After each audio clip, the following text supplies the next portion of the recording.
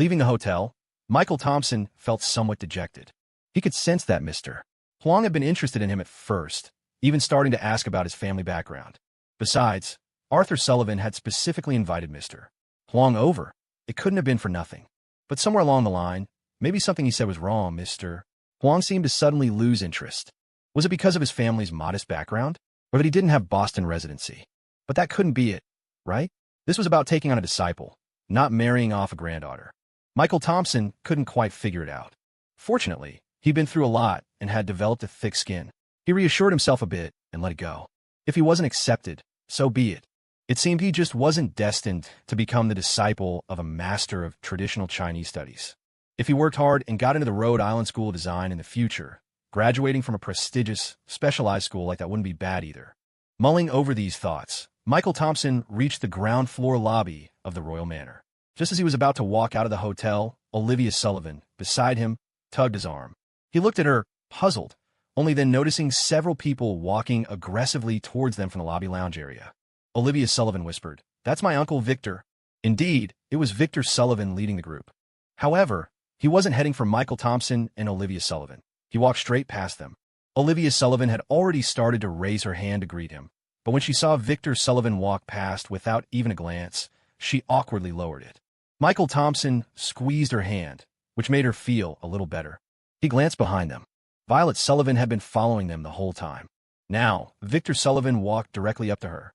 Victor Sullivan had a dark expression on his face and said something to Violet Sullivan, who stood with her arms crossed, watching him coolly without saying a word. "I raised you all these years, and this is the attitude I get," Victor Sullivan suddenly shouted. The lobby fell silent, and everyone couldn't help but turn to look. Muttering angrily, Victor Sullivan reached out to grab Violet Sullivan's arm and pull her outside. But Violet Sullivan, looking utterly impatient, violently shook off his arm.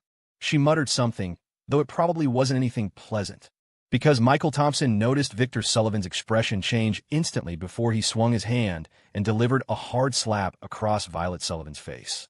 Smack! Violet Sullivan lowered her head, her long hair hiding her face, making her expression unreadable. She just covered her cheek with her hand. Michael Thompson frowned slightly, while Olivia Sullivan clutched his arm tightly and whispered, "Don't get involved. Let's just go." Michael Thompson gestured upwards. "The old man is still upstairs eating. Should we let him know?" Olivia Sullivan's face immediately showed hesitation. The second and third branches of the Sullivan family had always been at odds. You could even say their relationship was deeply hostile. Olivia Sullivan was just part of the younger generation, and besides, she and Violet Sullivan already had a terrible relationship. Michael Thompson saw her predicament and gently patted her shoulder. "Let's go." He wasn't one to meddle in other people's business anyway, especially family matters. Olivia Sullivan nodded softly. "Okay." Michael Thompson turned and walked away, leaving through the lobby's revolving door. Behind them, the commotion in the lobby continued. After returning from Green Valley, Michael Thompson got home to find the house dark and empty.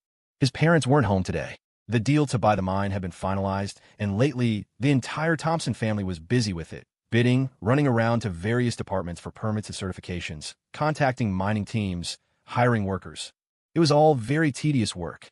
With the New Year celebration just over half a month away, some things had to be settled before then, or they'd be delayed by a month or two. But the mine probably wouldn't officially start operations until May or June of next year. Michael Thompson had no intention of getting involved in all that. Things would proceed step by step as planned. He could just relax comfortably at home and wait for the day he became the son of a wealthy family. When Michael Thompson got home, there was a note left on the table for him from Margaret Thompson. "Michael, Dad and I went into the city and will probably be home very late. If you get hungry, there's stuff in the pot you can cook yourself." He chuckled to himself. Leave it to Mom to look out for her boy. He really was hungry. Even though he'd just had a lavish meal of delicacies at the Royal Manor in the city, he felt somewhat restrained at the dinner and hadn't eaten much. Now that he was home, he actually wanted something to eat.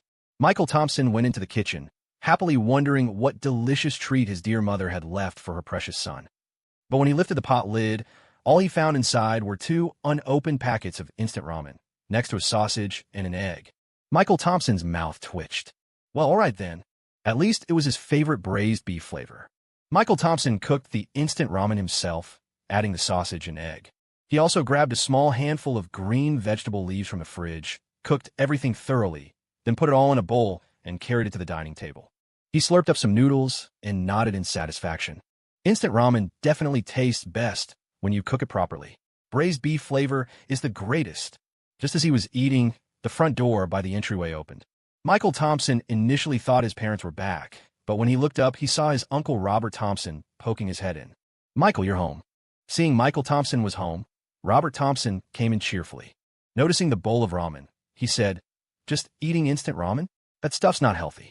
Come on over to my place. I'll have your aunt cook you up some turkey dinner." Michael Thompson shook his head. "No thanks, Uncle. I'm almost done anyway. Didn't you go into the city with Mom and Dad today?" "Nah, they can handle that stuff. I don't understand any of it anyway. My job is just to chip in money when needed." Robert Thompson waved his hand dismissively and sat down next to Michael Thompson. Regarding the mine, the second, third, and fourth Thompson brothers were the most involved. The eldest Thompson brother was abroad, and the fifth wasn't in this line of business either. They had their own careers. They just contributed funds to cover any gaps, essentially investing in it. Michael Thompson didn't know his eldest uncle very well, as he had settled abroad before Michael was even born. But he was very familiar with his younger uncle, Robert. In this life, Robert Thompson had pulled out of the stock market just before the crash and had made quite a bit of money. Not only had he bought out the clothing factory in the next city, but he also had enough left over to support the family. Robert Thompson hadn't just dropped by for a casual visit this time. He had come specifically to see Michael Thompson. "Nephew, that sewing machine and those embroidery hoops you asked me get, I got them for you." The sewing machine came straight from the factory. "It's in great shape, barely used." Robert Thompson asked, puzzled as he spoke, "But what do you need this stuff for? Are you planning to learn how to sew clothes or something?" He got them. Michael Thompson was thrilled. He'd only asked his uncle to look for these things a couple of days ago and hadn't expected him to find them so quickly. "It's for a school assignment," he lied casually. In reality, he was preparing Olivia Sullivan's birthday present for after the new year, the piece of clothing he had promised her. The next day, when Michael Thompson woke up, his parents had already left early. His uncle had gone into the city today, too, leaving only a few apprentices at the shop. He didn't plan on going to the shop, so after getting ready, he left home as well. While eating steamed buns at a diner, Michael Thompson pulled out his phone to check eBay. He had ordered a batch of real silk fabric and some clothing embellishments online, but they were still in transit and likely wouldn't arrive until tomorrow. He needed to be careful. The fabric was incredibly expensive per square meter. Deliveries could only be sent to the entrance of Sculpture Town, not directly to his house. The drivers just left packages in a pile outside the small supermarket, and the owner didn't keep an eye on them. If someone else took his order, he'd be absolutely furious. So, Michael Thompson planned to head over to the supermarket entrance tomorrow when the delivery was expected, wait there, and grab his packages immediately to take them home. After breakfast, Michael Thompson traveled from Pine Creek Town to Pine Ridge County. On a satellite map, Pine Ridge County looked like a narrow, flat strip of land nestled between the Green River and a rolling hills landscape. It really wasn't very big. Back in '08, it hadn't seen much development yet. Half the county seat consisted of old houses crisscrossed by numerous narrow, winding alleys that felt like mazes. Small eateries were everywhere along the roadsides. Tricycle taxi drivers waited in lines along the roadside, chatting idly with each other while waiting for fares. The place buzzed with everyday life. Michael Thompson took the bus, got off near the Green River Bridge, and, knowing the way, ducked into a small alley. There wasn't much else in this particular alley, but it had a surprising number of hair salons. Even in the cold, young women lingered in the doorways, practically calling out to passersby like, "Hey, handsome, looking for some fun?" Michael Thompson paid them no mind, bypassing the alley and turning into a construction site. He cut through it via a smaller path and arrived at his destination for the day. It was an old gold shop. This shop had a long history in Pine Ridge County. No one knew exactly how long it had been open, but supposedly, when Michael Thompson's parents got married, their traditional wedding gold had been crafted right here. Nowadays, however, young people preferred trendy jewelry stores, opting for brand-name diamond rings and platinum pieces. As a result, business at this old shop, which relied on traditional craftsmanship, had slowed considerably. Michael Thompson wasn't there to buy jewelry, though. He wanted gold ingots, and he needed one of the shop's master craftsmen to draw the gold into incredibly fine thread, so fine that 16 strands could pass through the eye of a single needle. Craftsmen capable of such delicate work were rare, so Michael Thompson had come to the old shop on the off chance they could help. Once inside, Michael Thompson explained what he needed. The young owner, who looked about 30, said he would have to ask his grandfather if the work could be done. After making a call, the owner confirmed it was possible, but warned that the labor cost would be significant. The current price for a gram of high-purity gold was 250 yuan, and the processing fee would add another 10 yuan per gram. That 10 yuan per gram might not sound like much, but Michael Thompson wasn't buying just a gram or two. He needed a full 500 grams, 1 pounds of gold. That meant the processing fee alone would cost 5,000 yuan. Still, compared to the 125,000 yuan cost of the gold itself, the 5,000 yuan processing fee didn't seem exorbitant. The total came to 130,000 yuan. Michael Thompson immediately paid a 20% deposit of 26,000 yuan by card, with no negotiation on the price. After getting the receipt and stepping out of the old gold shop, Michael Thompson stood there for a moment, marveling at how his recently boosted savings had instantly shrunk by half. Including the fabric and other costs, his total outlay was already around 150,000 to 160,000 yuan. And that was just the cost of materials. Factoring in his own labor, the final value was anybody's guess. Oh well, half of this was basically boss Olivia Sullivan's money anyway, Michael Thompson thought, quickly rationalizing the expense and not letting it bother him too much. He'd accomplished his main goal for the day. He initially thought about heading home, but realized there wasn't much waiting for him there. Instead, he decided to go hang out at Jake Wilson's family's arcade for a bit. Come to think of it, Fatty never got back to me yesterday, Michael Thompson mused. Wonder if things went well with Claire Evans. Michael Thompson recalled yesterday. While he and Olivia Sullivan were wandering through Ark Amusement Park, he hadn't been in the mood to listen to Jake Wilson potentially gloat, so he'd ignored his calls. Jake Wilson hadn't tried calling again after that. He found it a bit odd that Jake Wilson hadn't followed up. Had there been some kind of trouble? Puzzled by this, Michael Thompson abandoned the thought of going home, hailed a tricycle taxi, and headed directly to the Wilson family's arcade. When Michael Thompson reached the arcade entrance, even before stepping inside, he saw Jake Wilson hunched over on a long stone bench out front, holding a big bowl in one hand and gnawing on a tender, slow-cooked pork bone with the other. The moment Jake Wilson spotted Michael Thompson, he rolled his eyes, scowled deeply, and pointedly turned his head away as if he hadn't seen him. Michael Thompson grinned and sidled up to him. Laura Wilson make her famous pork bones? Jake Wilson's mother, Laura Wilson, wasn't originally from Green Valley. She was from the neighboring Wensher city. Michael Thompson hadn't visited Wensher often, but he knew it was famous for its delicious pig organ noodles and stewed pork bones. Growing up, he'd certainly had his share of free meals at the Wilsons' house. But as Michael reached out, presumably wanting a taste, Jake Wilson irritably slapped his hand away. Michael Thompson pointed a finger at him. Fatty, you're acting weird. Claire Evans slapped me yesterday. Jake Wilson shot back, looking thoroughly miserable. You think I should be acting normal? Michael Thompson scratched his head. Yesterday, that actually happened. That wasn't how he'd pictured things going down at all. That room in the haunted house. You set that up, didn't you? I had a feeling it was your handiwork. Whoa, calm down, man, we're friends. If you're gonna pull a prank like that, could you at least warn me first? Claire Evans thought I set it all up. Isn't that a good thing? Go my ass. Claire Evans cried. Michael Thompson tried to imagine it. It was difficult to picture a tough girl like Claire Evans crying. He asked hesitantly. Moved? Like happy tears. Half scared, half furious, Jake Wilson said, scratching his head in annoyance. He reluctantly started recounting yesterday's events. So, when Claire and I first went into that room, we looked up and saw her photo surrounded by a bunch of white candles, like a damn shrine for someone who died. It freaked us both out. Michael Thompson suddenly looked embarrassed, scratching his cheek. Red candles next time? He asked gingerly. Jake Wilson shot him a wounded look, and Michael Thompson promptly shut up. Then when the lights flicked on, Claire thought I was about to confess my feelings to her, that I'd set the whole thing up. Yeah, and then what? Then she slapped me. Told me that next time I pursue a girl, I should try a confession that's a little less morbid. I swear, I've never seen a girl run so fast on a twisted ankle, limping and all. And the worst part? I had to clean up the whole mess. The haunted house staff wouldn't let me leave until the room was back to normal. Michael Thompson had been trying hard not to laugh, but at that last part, he couldn't hold it in any longer and let out a chuckle. Michael's laugh only made Jake Wilson's sulky look deepen, like he was some kind of heartbroken damsel. Sorry, Michael chuckled, but I really meant well, haha. You're still laughing? Wow, the nerve of this guy, he's still laughing. Michael really had meant well, but it had backfired. He patted Jake Wilson's shoulder reassuringly. Look on the bright side, he said.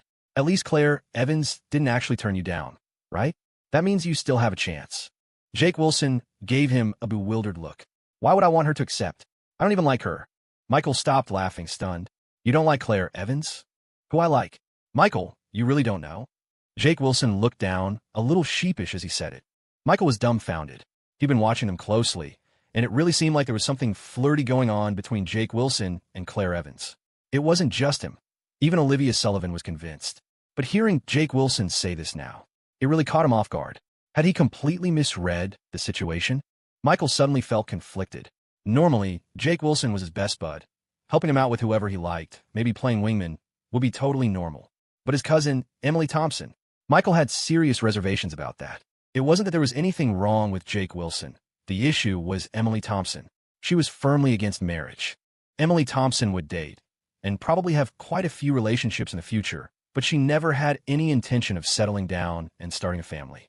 Right now, she might not even realize this inclination herself, but as she got older, it would only become stronger. In his past life, Michael and Olivia Sullivan's kids were already growing up, while Jake Wilson and Emily Thompson, both in their mid-30s, were still single. Both families were anxious and had even tried setting them up more than once, especially since Jake Wilson's feelings for Emily Thompson were an open secret. But Emily Thompson always refused. Michael had talked to her about it too, and only then did she finally reveal her true feelings. Michael, she'd said back then, pointing at herself with a carefree smile, you know, they say there's a bird in this world with no feet, one that only lands when it dies. I really like Jake, she continued, but he's the one person I absolutely can't be with. Because being with him feels like settling down, getting married, having kids. I wouldn't be Emily Thompson anymore. I'd become a wife, a mother, a daughter-in-law. All these roles. It feels like living for other people. I don't like that. I'd rather keep drifting, stay free. Being free until the day I die. That doesn't sound too bad, does it? That was Emily Thompson's answer, one her family didn't understand, and neither did mainstream society. But after that conversation, Michael stopped meddling. Everyone has the right to choose how they live, right? Emily Thompson, at least, was living life on her own terms. Meanwhile, back then, he himself had craved a cozy family life, but was so consumed by his career, he ended up like the bird with no feet she described, only stopping when he died.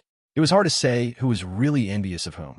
So, after his rebirth, when Olivia Sullivan mentioned that Jake Wilson and Claire Evans seemed to be hitting it off, Michael had actually been quite pleased. He thought it would be good if Jake could finally break free from that doomed attraction to Emily. Claire Evans was a good girl too, a bit feisty, maybe, but genuine and sincere. He hadn't even bothered asking Jake Wilson about it, knowing it would be pointless. He knew his friend too well. Putting it nicely, Jake was easygoing and amiable. Putting it bluntly, he was indecisive and easily swayed. Even if Jake was interested in Claire Evans, asking him directly would just make him hesitate, unable to commit, giving some vague, non-committal answer. Whenever Michael and Jake Wilson were together, Michael was always the one making plans and decisions. So this time, he'd intended to give his friend a little push. But he hadn't expected Jake Wilson to be so absolute about it, sounding like he truly had no interest in Claire Evans at all. Michael was suddenly in an awkward spot. He asked hesitantly, "You really don't like Claire Evans?" "Claire Evans. Claire Evans is great," Jake Wilson mumbled, looking a bit embarrassed. "But I already like someone else." Talk about stubborn. Jake Wilson protested. "Michael, you started this mess. After school starts, you're coming with me to clear things up with Claire Evans." Michael stood up, brushing himself off. "I just remembered, I haven't finished my winter break homework yet. I should head back." "Hey, get back here." Forgetting everything else, Jake Wilson lunged and grabbed Michael around the waist, refusing to let go. In the end, Michael gave in and agreed to help Jake Wilson clear up the misunderstanding. However, he wasn't foolish enough to approach Claire Evans while she was still furious. She might just storm over to his house looking for trouble. Michael made a mental note to mention this to Olivia Sullivan when he got home. After all, she and Claire Evans were best friends. Some things would be easier coming from her. Lost in these thoughts, he and Jake Wilson walked into the arcade. Michael was already tired of the arcade games on the first floor, and the new dance machines weren't really his style. Usually, when they came here, he and Jake Wilson headed straight upstairs to play pool. But the arcade was more crowded than usual today. By the time they got to the second floor, all the pool tables were occupied. It made sense. Most people here were young, mainly students, and it was winter break, right before the New Year celebration. Jake Wilson glanced around, then pointed to the table furthest back. "Michael, see that one? There's only one person playing. Let's go ask to share. We can just cover their table fee. The pool tables at the arcade were rented by the hour, and it wasn't cheap, especially for students. Most people would happily agree to share if it meant getting their table fee covered for the afternoon. Besides, playing pool alone wasn't much fun anyway. Michael was just about to agree when he glanced over at the person playing at the far table and froze. Under the light hanging above the pool table, Violet Sullivan was chalking the tip of her cue. She then leaned over the table, cue in hand, her body bending in an attractive curve. Her tight sweater accentuated her figure, particularly the perfect curve of her chest. She wasn't old, but she was certainly well-developed. Could sisters from the same family really be that different? A flurry of thoughts flashed through Michael's mind. Luckily, the one person who could usually read his thoughts wasn't nearby right now. He also wondered why he'd run into Violet Sullivan here. Weren't there any pool halls in Green Valley? Why come all the way out to Pine Ridge County? Just then, Jake Wilson recognized her too. He pointed in surprise. Hey, Michael, isn't that Violet Sullivan? The one who hit on you last time? Nope, wrong person. Gotta go. Michael shut it down immediately. Michael wasn't too thrilled about hanging out with that Violet Sullivan girl and lost interest in the pool hall. Forget it, he said to Jake Wilson. Want to hit the gaming lounge next door for a bit? Dinner later at the diner nearby. My treat. Jake felt bad. Let me get it. Money's tight for you right now, isn't it? He figured Michael's mom, Margaret Thompson, had probably docked his Christmas savings because of final exams, meaning he'd be broke until after New Year's. What Jake didn't know was that Michael had just dropped $130,000 without batting an eye and still had six figures sitting in his account. Michael laughed. Come on, how much can dinner cost? Let's go. Now you're talking. Generous. Jake buttered him up, happily waved goodbye to James Wilson, who was on the computer behind the counter, and followed Michael out the door. Not far from the Wilson family's arcade center, there was a gaming lounge. Back in '08, Pine Ridge County didn't really have internet cafes yet. The computers in the gaming lounge had just been upgraded from bulky CRT monitors to flat screens, and the atmosphere wasn't great like they became later. There were no separate smoking and non-smoking sections. Walking in meant hitting a wall of stale smoke, with cigarette butts scattered all over the floor. There were plenty of similar places nearby, charging maybe 2 quarters less per hour than the standard spots. You could get an hour online for 50 cents, some even charged just 5 quarters. Michael and Jake weren't adults yet. Luckily, things weren't too strict these days, and the lounge next to the Wilson's arcade let them in. Otherwise, they would have had to find an unlicensed place. Inside, League of Legends wasn't huge yet. A lot of people were playing FPS games like CS or CF, while others played Audition Online, QQ Speed, Fantasy Westward Journey, or those private servers for old MMOs like Legend of Mir, the 1/to-level, 9.99 kind. They found a spot in a quieter corner where the smoke wasn't as thick. Jake grabbed 2 Cokes, plus a bag of spicy gluten strips, crunchy ramen snacks, potato chips, chicken feet, and other junk food. He handed Michael a Coke, dumped the snacks between their computers, and sank comfortably into his chair. Putting on his headset, he turned to Michael. Play some CS? Michael shrugged. Sure. They launched the game and started playing. Jake was a natural, easily racking up 10, 20 kills a round. Michael, on the other hand, was terrible. He'd often die moments after spawning, without even knowing where the shot came from. He hadn't played much growing up, no computer at home before graduating high school, and he wasn't really into games anyway. By college, while his roommates were teaming up online, he was already focused on making money. But Michael wasn't competitive about winning. Playing just to pass the time and have fun was fine. When he got tired, he'd sip his Coke, munch on snacks, and watch Jake play. Jake was totally into it, headset on, face flushed with excitement, muttering, Get him, get him. What are you doing wandering around? Picking magic mushrooms for your mom. Not only that, but when he was quick-scoping, his whole body would jerk as if he were actually lugging a sniper rifle onto the battlefield. Michael found watching Jake much more entertaining than playing himself. The only downside to the lounge was the noise. Like the girl trying hard to look cool, playing Audition Online 2 seats down, who was talking incredibly loudly on her phone. She kept peppering her sentences with annoying interjections like and ah, plus cutesy sentence enders like yeah and la. Her affected Hong Kong/Taiwanese accent, combined with her alternative style, felt distinctly dated to Michael. Blame Meteor Garden. Anyway, that was the only Taiwanese idol drama Michael really remembered. Hey, let me tell you, La. It's Violet Sullivan, She says she wants to stay at my place for a few days, yeah? It's such a headache, La. My parents will never agree, And we don't even have a room for her, She's so rich, she should just get a hotel, La. She told me to meet her at the pool hall, but I ignored her, La. Just say my mom took my phone, La. Michael wasn't trying to eavesdrop, but the girl was so loud it was impossible not to hear. When he heard Violet Sullivan, though, he couldn't help glancing over. He realized she looked familiar. One of the two tag-alongs he'd seen with Violet at the pool hall last time. He remembered her specifically because she'd wanted his number but was too shy to ask, making Violet do it for her. Phew, much better. Jake finished a round, took off his headset, and sighed deeply. Michael, why'd you quit mid-game? He turned and saw Michael looking at the girl with the big, poofy hair. Whoa, Jake said, surprised. That's really your type? What are you talking about? Michael looked away and gave Jake's head a light smack. Jake just grinned, rubbing the back of his head. Speaking of which, how are things with you and Olivia Sullivan? All right. What do you mean, all right? Just start saving up for the wedding gift in a few years. Stop asking so many questions. Michael was joking, but Jake's eyes went wide. He froze, then shot up from his chair. Seriously? You landed her? He was genuinely stunned.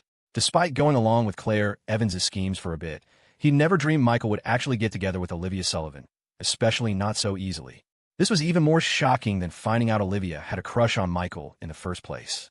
Thinking about how Michael had so easily won over the school's most sought-after girl, the supposedly untouchable Ice Queen, made Jake momentarily not even want to be friends with him anymore. He felt like bowing down, calling Michael master, and begging for lessons on how to pick up girls. Truth was, Michael was exaggerating. He wasn't officially dating Olivia yet. He was more like the boyfriend in waiting, still probably a year or more away from making it official. And asking Michael for tips would be useless anyway. Michael himself didn't grasp that the biggest factor was Olivia being able to hear his thoughts. Without that advantage, winning her over likely would have taken him much, much longer. It suddenly clicked for Jake. He slapped his forehead. No wonder you're being so generous today, Michael. So that's the big news. Okay. That little diner next door isn't going to cut it now. We need to eat somewhere nice. As Jake got excited thinking about where to go for dinner, Claire Evans popped into his mind. Come to think of it, Claire was the one most invested in this whole thing. He wondered if she knew yet. Jake's first instinct was to text Claire the good news immediately. But then he remembered their ongoing misunderstanding and how she was probably still sulking. He hesitated. For the next few days, Michael Thompson stayed cooped up at home. He only went out once during that time to settle the final payment at the old jewelry store and bring back the drawn gold thread. Robert Thompson's shop had also closed for the New Year holiday, and the apprentices had all gone home, so Michael Thompson didn't go back to the shop either. During the day, he spent his time in the small room at his uncle Benjamin Thompson's place, working on the gown. Most of the adults weren't home during the daytime, leaving Emily Thompson in charge of the younger kids, playing the role of king of the children. He kept busy until the 25th day of the lunar month, when the adults in the family finally put the mine business on hold and stayed home to prepare for the new year. That evening, Robert Thompson and Margaret Thompson got home very late, only to find Michael Thompson wasn't in his room. Where's Michael? Probably over at his uncle's place. Benjamin mentioned Michael had some kind of schoolcraft project he's been working on over there these past few days. Robert Thompson was tired and hungry after a long day. Why don't you make a bowl of noodles, he urged. We can grab a bite and get to sleep. I'll go get Michael Thompson. Just as Margaret Thompson was about to nod in agreement, the front door in the entryway opened, and Michael Thompson walked in, yawning. Seeing the dark circles under her son's eyes from lack of sleep, Margaret Thompson muttered, Being an art student isn't easy. Huh? Is the homework really that much? It's all right. Just trying to make it perfect. Michael Thompson mumbled evasively. It wasn't actually schoolwork he was doing, but if he didn't say that, his parents would start asking all sorts of questions, and explaining would be a hassle. As for his actual homework, he hadn't touched a bit of it. He planned to tackle it the night before school started. One pen, one lamp, one stack of papers, one miracle. Don't wear yourself out too much. If you really can't finish it, just let it go.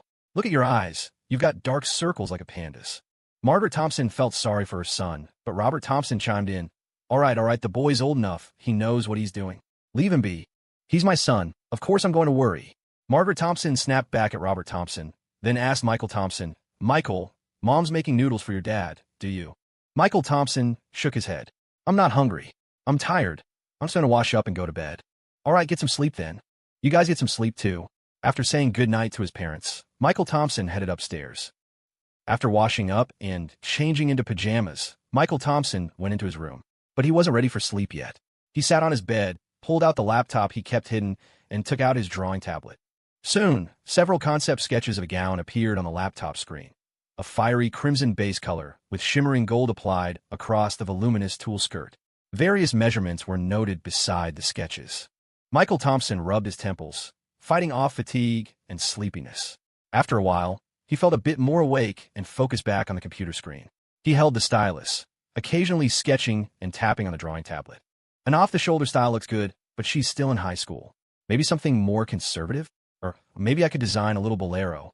A bolero could work, but how would it pair with the dress? I can skip the brooch design. That's not the main feature, it would just distract. Same logic, no need for tiny diamonds on the bodice either. Simplicity will better highlight its luxury.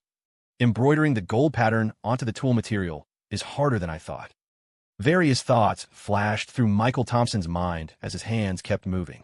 Soon, he had modified parts of the original design and added many details. He didn't make major changes. For one, the original design was the result of much painstaking thought and was already nearly perfect. More importantly, the dress itself was almost finished. He just hadn't completed the final gold embroidery. This gown, with production costs alone running into the tens of thousands, was a challenge even for Michael Thompson. Making it entirely by hand was no easy task. It was only now that he truly appreciated how useful his passive skills, dexterous hands, and stability were. Previously, an evening gown like this would have taken him at least 2 or 3 months to make, with most of that time spent on the gold embroidery. But now, less than half a month after he'd officially started sewing, it was already nearly ready. Olivia Sullivan's birthday was on the 7th day of the new year, and Michael Thompson was confident he could finish the gown before then, perhaps even with a little time to spare for refining the details. He worked late into the night again. Looking at the finalized design draft, Michael Thompson nodded in satisfaction. Yawning, he shut down the computer and finally went to sleep. The next day, Michael Thompson dragged himself out of bed around 5 or 6 in the morning, before the sky had even lightened, and headed back to the small room with the sewing machine at Uncle Benjamin Thompson's house. Days passed like this. He didn't neglect his carving practice or his high school studies either. Unable to find time during the day, he squeezed them into his nightly dream training sessions. While others might work a maximum of 24 hours a day, Michael Thompson was different. He needed to operate nearly around the clock, putting in 96 hours, since 8 hours of real sleep equaled 80 hours in the dream training sessions. Seriously, nobody managed time better than him. But even Michael Thompson found this intense schedule draining. Once Olivia Sullivan's birthday gift was finished, he planned to take advantage of the New Year holiday to completely crash at home for a few days, the kind where you even have meals brought to you in bed. The 27th day of the 12th lunar month arrived, which was Michael Thompson's birthday. However, he wasn't really in the habit of celebrating it. In earlier years, the family wasn't as well off, and since his birthday was only 3 days before New Year's Eve, Margaret Thompson had simply combined the celebrations, making the New Year's Eve dinner serve as his birthday meal too. It saved money. That's why there was always a cake at the Thompson family's New Year's Eve dinner. Although he didn't particularly like cake himself, the younger kids usually ended up eating it. Margaret Thompson, perhaps feeling a bit guilty, insisted on adding that touch of birthday ritual for him, so she bought a cake every year. Olivia Sullivan, who also had a birthday around the New Year, wasn't quite as unlucky as Michael Thompson. Her birthday was definitely celebrated separately from the New Year's Eve dinner. Not only that, but the Sullivan family threw quite a large birthday party for her, inviting various business associates for a lively event. Frankly, it was just an excuse to host a small business networking event. It couldn't be helped, the timing was good, right after the New Year, when everyone generally had more free time. Olivia Sullivan had wanted to invite her own friends to her birthday party, but her family initially disagreed. It was only after she spoke to her grandfather that she was allowed to invite them. Before this year, however, her only friend had been Claire Evans. This year, Michael Thompson would be added to the list. Although Michael Thompson didn't celebrate his birthday, Margaret Thompson still got up early that morning, cooked her son a bowl of noodles, and boiled 2 eggs as a small birthday ritual. Time flew by, and soon it was the morning of New Year's Eve. On this very day, Michael Thompson sat in the small study, leaning back and admiring the finished gown. He let out a long sigh of relief. Finally, it's done. The small study had been cleared out. Next to the window stood a sewing machine, and scattered across the floor were remnants of unsorted fabric. In the center of the room was a mannequin dressed in a bright red Western-style gown. Michael Thompson sat before it, gently holding the bottom of an embroidery hoop with his left hand while snipping an incredibly fine gold thread with scissors in his right. Snip! The scissors made a soft sound as the gold thread broke. With a few deft movements of the needle, the loose end was woven among the other gold threads, disappearing from sight. The embroidery hoop was quickly removed, revealing the finished piece. Michael looked up at the garment he had completed with his own hands. Relief washed over his features, the tension easing from him as he let out a breath. Finally, he sighed, it's done. Outside, the morning sun was slowly rising, sending rays of light through the window and onto the study floor. Michael stood up, pulled the half-drawn curtains fully aside, and opened the window. A cool breeze drifted in, stirring a lock of his hair. He turned back to look. The angled sunlight illuminated the red gown. A lifelike golden phoenix seemed to descend from the left breast, its tail feathers fanning out across the voluminous skirt, shimmering in the light.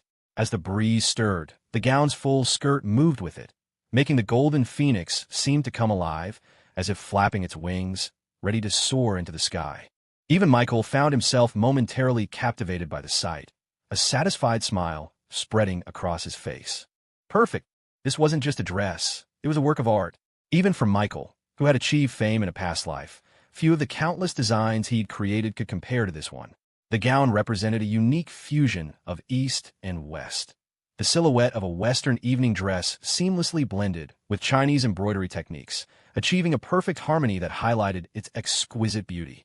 This reflected the artistic philosophy Michael had always pursued.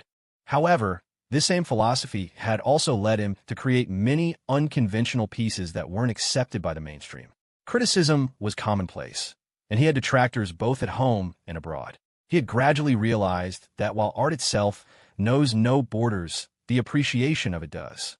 Creating something that people in China found beautiful and that resonated with people in various foreign countries was no easy task.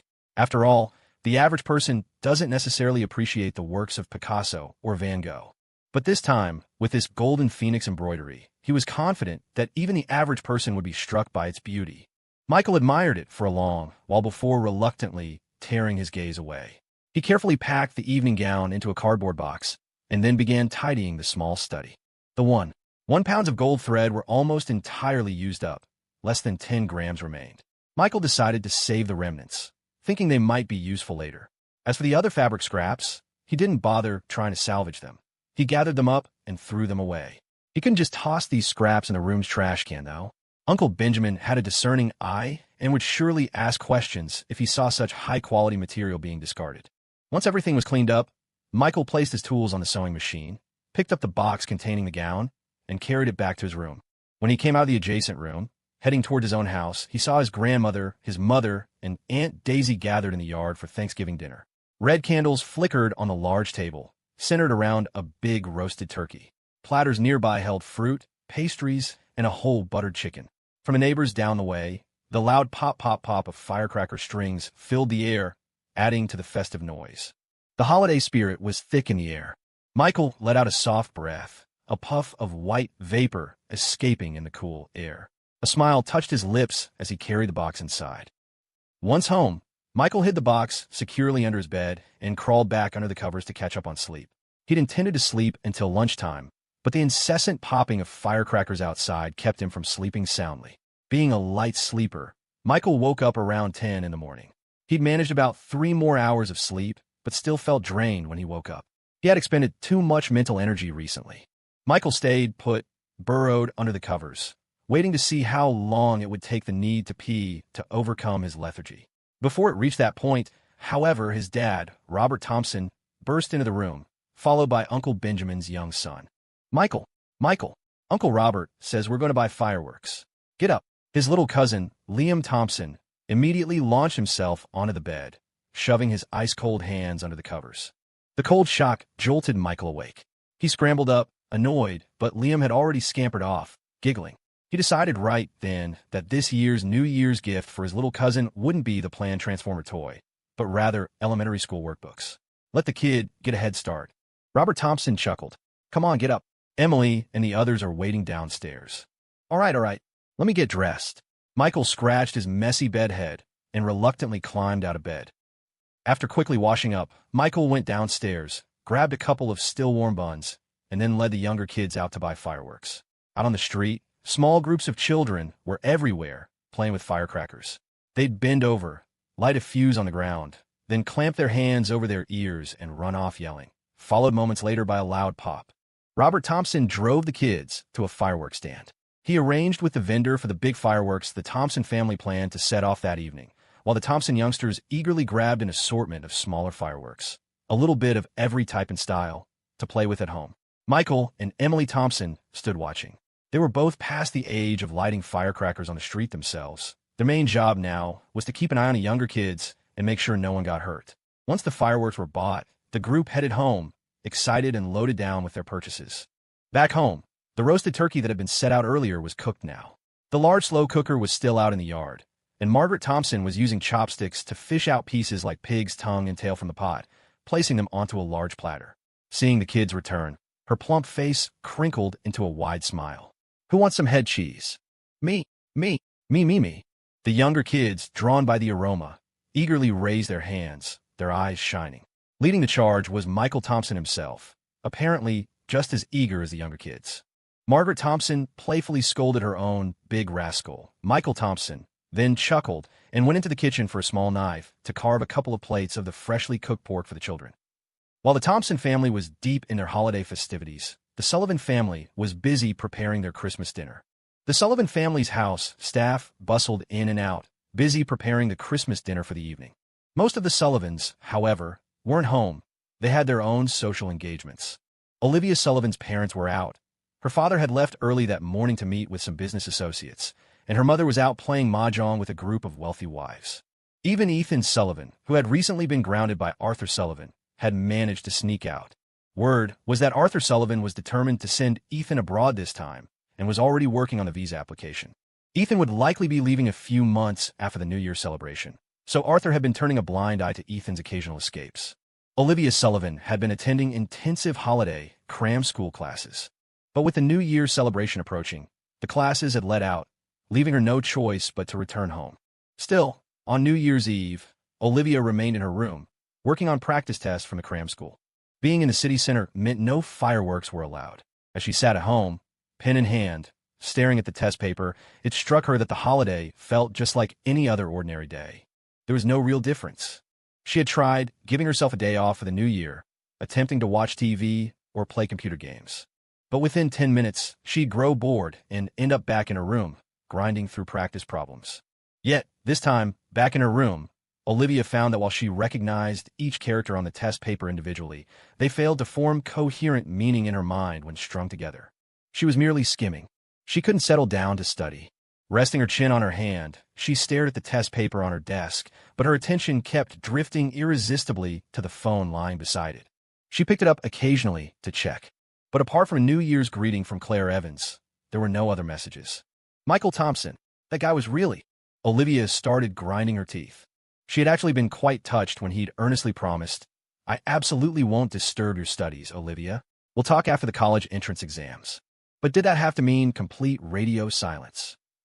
Since that day at Ark Amusement Park, she hadn't seen Michael Thompson once, received a single phone call or text message. She even checked Messenger daily. Nothing. If she didn't contact him, would he really just not contact her at all?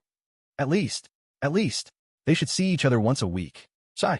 She slumped onto the desk, her cheek pressed against the cool surface, head turned towards her phone, unable to stop a sigh from escaping.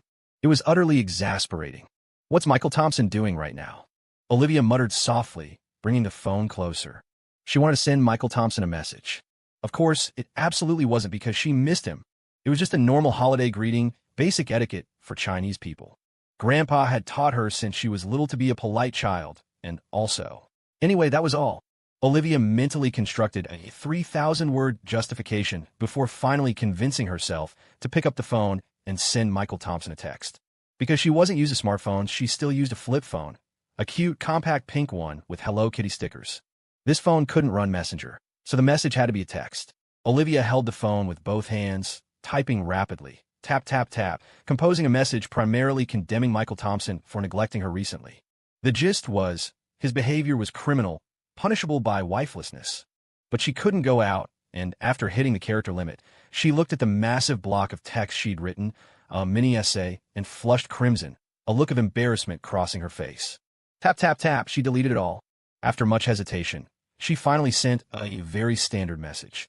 Happy New Year. What are you doing right now? After sending it, Olivia stared nervously at the phone screen.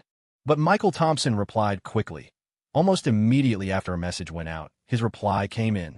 He sent an MMS, a picture message. In the photo, he was grinning brightly at the camera, flashing a peace sign. Behind him, a group of kids squatted on the side of the street, setting off fireworks, the kind that shot sparks head high, when lit, quite dazzling. Looking at the photo, Olivia broke into a sweet smile without even realizing it. Following the photo was Michael Thompson's text, being the king of the kids, leading the little ones and setting off fireworks. Olivia noticed something different about Michael Thompson in the picture. Why are your dark circles so heavy? Didn't you rest well? Are they? Maybe it's just the phone's low pixels making the picture look bad. Never mind that. What are you doing? Olivia took a picture of the half-finished test paper on her desk. She considered including herself in the photo like Michael Thompson had, but felt too shy, ultimately just snapping a picture of her desk. Michael Thompson replied, "Olivia, what is this behavior? This is wasting precious time. Who doesn't set off fireworks on New Year's Eve? Go out and play, darn it." Olivia looked at the text, pouted, and typed out slowly, character by character. Fireworks aren't allowed in the city center. Michael Thompson urged, "Your yard is so big. Just set them off secretly. No one will know." Olivia replied immediately, "No way. My family would give me grief. Besides, I'm too old for fireworks anyway. I want to play when I was little, but it's no fun alone." "All right, then what else do you want to do for the new year?" Build a snowman? I've always thought it would be fun to build a snowman in the yard myself during the new year."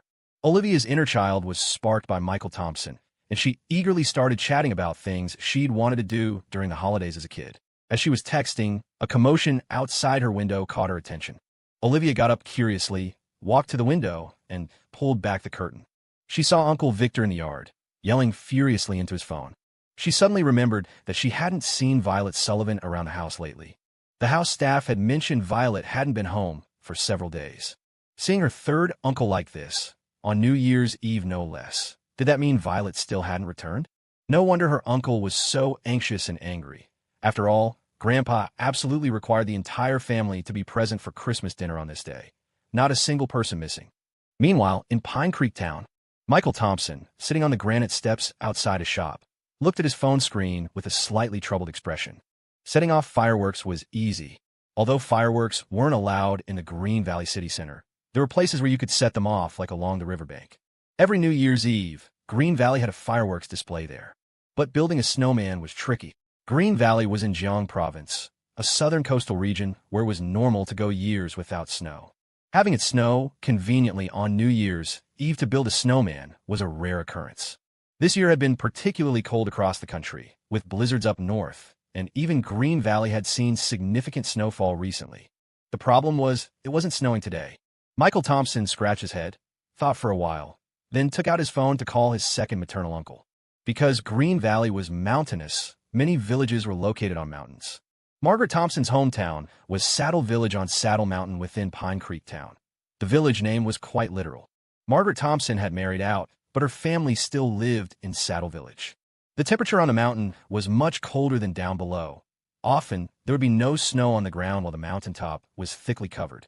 Michael Thompson remembered the recent snowfall and figured there might still be unmelted snow higher up. That's why he contacted his second uncle. "Hey, second uncle, why don't you and your family come to our place for New Year's this year?" "What do you mean, don't want to trouble us? I'm craving some of our homegrown chicken. Remember to bring a nice fat one, okay?" Michael Thompson's second uncle was an honest farmer who ran a fish pond back home, primarily selling fish, but also growing vegetables and raising chickens, ducks, and geese. If Michael Thompson had just asked them to come directly, his uncle definitely wouldn't have agreed. Margaret Thompson had called several times before, but his uncle had always refused, citing his mother-in-law's mobility issues, though the real reason was fear of imposing. But Michael Thompson knew how to phrase it. Hearing that his nephew was craving their free-range chicken, his uncle happily agreed. After settling that, Michael Thompson added casually, "By the way, second uncle, has the snow melted up there yet?" "Oh, not yet, huh? Well, could you pack some up and bring it down for me?" "Pack a good amount." "Nothing much, just thought building a snowman in the yard for New Year's would feel more festive, right?" "Okay, that's settled then. Come early. Annie's cooking is way better than my mom's. Let her show off her skills too." After giving his instructions, Michael Thompson hung up, satisfied. Luckily, the weather had been cold lately, and the snow on the mountain hadn't melted yet. Done deal. Around lunchtime, Michael Thompson and Emily Thompson each grabbed a younger cousin who had played wildly and didn't want to go home, heading back from the bustling street for lunch. Lunch was simple. The adults were busy preparing the main courses for the evening feast, so they needed to savor them. Lunch consisted of noodles with some homemade smoked meat, a plate of freshly carved roasted turkey, and a serving of Pine Ridge County specialty dish, stewed pork knuckle shredded by hand, mixed with a secret sauce, topped with a pork skin colored with brown sugar, and steamed until incredibly fragrant. It was a very tasty side dish, usually only made for special occasions like the New Year due to the effort involved. After slurping down a bowl of noodles, Michael Thompson didn't want to stay cooped up in his room in the afternoon. He sat in the yard, basking in the sun and helping watch the kids. In the afternoon, his second uncle's family arrived, much to Margaret Thompson's surprise and delight. She grinned so widely her back teeth showed. His second aunt was also a diligent person. As soon as she entered the yard, she put on oversleeves and an apron and joined the women's league in the yard, starting to prepare vegetables, wash them, devein shrimp, and so on. Michael Thompson's maternal grandmother had some dementia and severe Parkinson's, needing help to walk, but she was in good spirits today. Holding her grandson's hand, she chattered incessantly. However, her speech was unclear, and she spoke entirely in dialect, so Michael Thompson couldn't understand much. He just smiled and nodded occasionally. It was normal not to understand. Dialects in the Green Valley area could vary so much that adjacent villages might not understand each other. A river or a mountain between them could mean a dialect difference as significant as two different languages. Grandma, Robert Thompson, you've gotten handsome these past few years, dialect. Michael Thompson, Grandma, but you really want to marry my Chopin? Chopin's no good, skinny as a rail, and has a temper. How about my fifth daughter? Though she's only 12, dialect. Michael Thompson, you bet. Grandma, you really want Chopin? Oh my, then we have to agree now? No backing out later, dialect. Michael Thompson, absolutely. The old lady's dementia had clearly flared up again. She thought it was 40 years ago when Robert Thompson first came courting Margaret Thompson. Michael Thompson, not understanding a word, just nodded and agreed along, the two carrying on a conversation completely at cross purposes. His second uncle, standing nearby, was so embarrassed he could have dug a 3-bedroom apartment under his feet. Finally, Margaret Thompson couldn't listen anymore. She came over and smacked Michael Thompson on the back of the head, scolding, "What are you agreeing to when you don't understand? If you have this much free time, go take some New Year's dishes over to the Wilson family." Grandma tremblingly reached out to mediate. "Chopin, don't hit him. If you hit him again, you really won't be able to get married." Dialect. Margaret Thompson's liver hurt with anger, but she couldn't say anything to the old lady, so she could only vent her frustration on her eldest son. But Michael Thompson was sharp. He'd known this plump woman since birth. Seeing her expression change, he quickly offered the old lady a couple of auspicious phrases and then slipped away like grease on a pan. Margaret Thompson went inside to take care of her mother, while Michael Thompson left the house with his second uncle, heading down a mountain path to the road. The Thompson family lived halfway up the mountain, accessible only by a stretch of granite steps. People could walk up, but vehicles couldn't. So, his uncle's motorized tricycle was parked down by the roadside. His uncle usually drove this tricycle to the county town to sell fish. It had a particularly large cargo bed in the back. "Nephew, I brought the snow you wanted for the snowman. Is it enough?" the uncle asked, leading Michael Thompson to the tricycle. Michael Thompson's eyes lit up as he saw the snow packed into 2 extra-large styrofoam boxes in the cargo bed. He nodded repeatedly. "Enough, enough." His uncle was really generous. The 2 boxes combined must have weighed dozens of pounds, enough to build a snowman as tall as Michael Thompson himself. Michael Thompson said cheekily, "Second uncle, could I borrow this tricycle for a day?" His uncle stared. "What do you need this for? Do you even know how to drive it?" "Sure, what's so hard about it?" His uncle was still hesitant. "I was planning to go back tonight." "Oh, come on. Aren't you going to drink tonight for New Year's? If you drink, you shouldn't drive. Don't drink and drive. Don't drive and drink. The mountain roads aren't safe at night anyway." Michael Thompson launched into a lecture on the dangers of drunk driving and finally persuaded his uncle. The uncle handed Michael Thompson the keys, cautioning, "Just drive it around down here, okay? Don't go on a main road. It's not safe." Michael Thompson patted his chest in assurance. "Don't worry, I know what I'm doing." After his uncle left, he confidently hopped onto the tricycle and drove it around a couple of times on the quiet road, quickly getting the hang of it like an experienced driver. Although it was his first time driving a tricycle, he had ridden motorcycles for a few years in his past life, so he had enough driving experience. After practicing for a bit, he sat on the vehicle to rest, taking out his phone, intending to check the time. He then noticed several missed calls from Jake Wilson that he hadn't received. Michael Thompson always kept his phone on silent at home. If it suddenly buzzed and Margaret Thompson discovered he'd bought a phone, he'd be skinned alive. He immediately called back. "Hey, fatty, what a coincidence. My mom just told me to bring some New Year's dishes over to your place. I was just about to head out." "It is a coincidence. I was just about to ask you to come over quickly, Michael." Jake Wilson sounded hesitant on the other end, as if struggling to say something difficult. Michael Thompson frowned. "What's wrong?" It's hard to explain over the phone. Can you just come over quickly? It's urgent." "All right, I'll be right there." Michael Thompson hung up, muttering, "What's going on? So mysterious." By the time Michael Thompson arrived at the Wilson place, Jake Wilson was already waiting anxiously by the door. But when he saw Michael Thompson getting out of a three-wheeler, he froze for a moment. "Michael, what's this? A holiday side job? Cut the crap and help me get this stuff down first." Michael Thompson grabbed 2 bags of New Year's dishes from the back of the three-wheeler, stewed pig's trotters, lamb, plus a live fish and some fresh fruit. All gifts the Thompson family had prepared for the Wilsons. Jake Wilson came over to help carry things and immediately reached for the 2 largest styrofoam boxes in the back. Michael Thompson quickly stopped him. "Those aren't for your family. It's not food in there. Grab those 2 jugs of bourbon instead. It's homemade. Uncle Wilson's been mentioning it to my dad since before the new year." "Oh." Jake Wilson went to grab the bourbon. It was just in 2 large, rinsed-out Coke bottles, which looked a bit shabby, but the 2 families were close enough not to care about appearances. The 2 carried the items into the gaming lounge. It was closed for the holiday, but the Wilsons lived upstairs, so they had to go through it.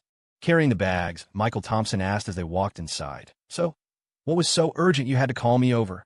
Jake Wilson looked troubled and stammered, "You'll see when we get upstairs." Michael Thompson chuckled. "We're already here. Why the mystery?" Just as he spoke, they reached the 3rd floor. He pushed the door open and immediately saw a familiar figure sitting on the sofa near the Wilsons' coffee table, eating rice noodles.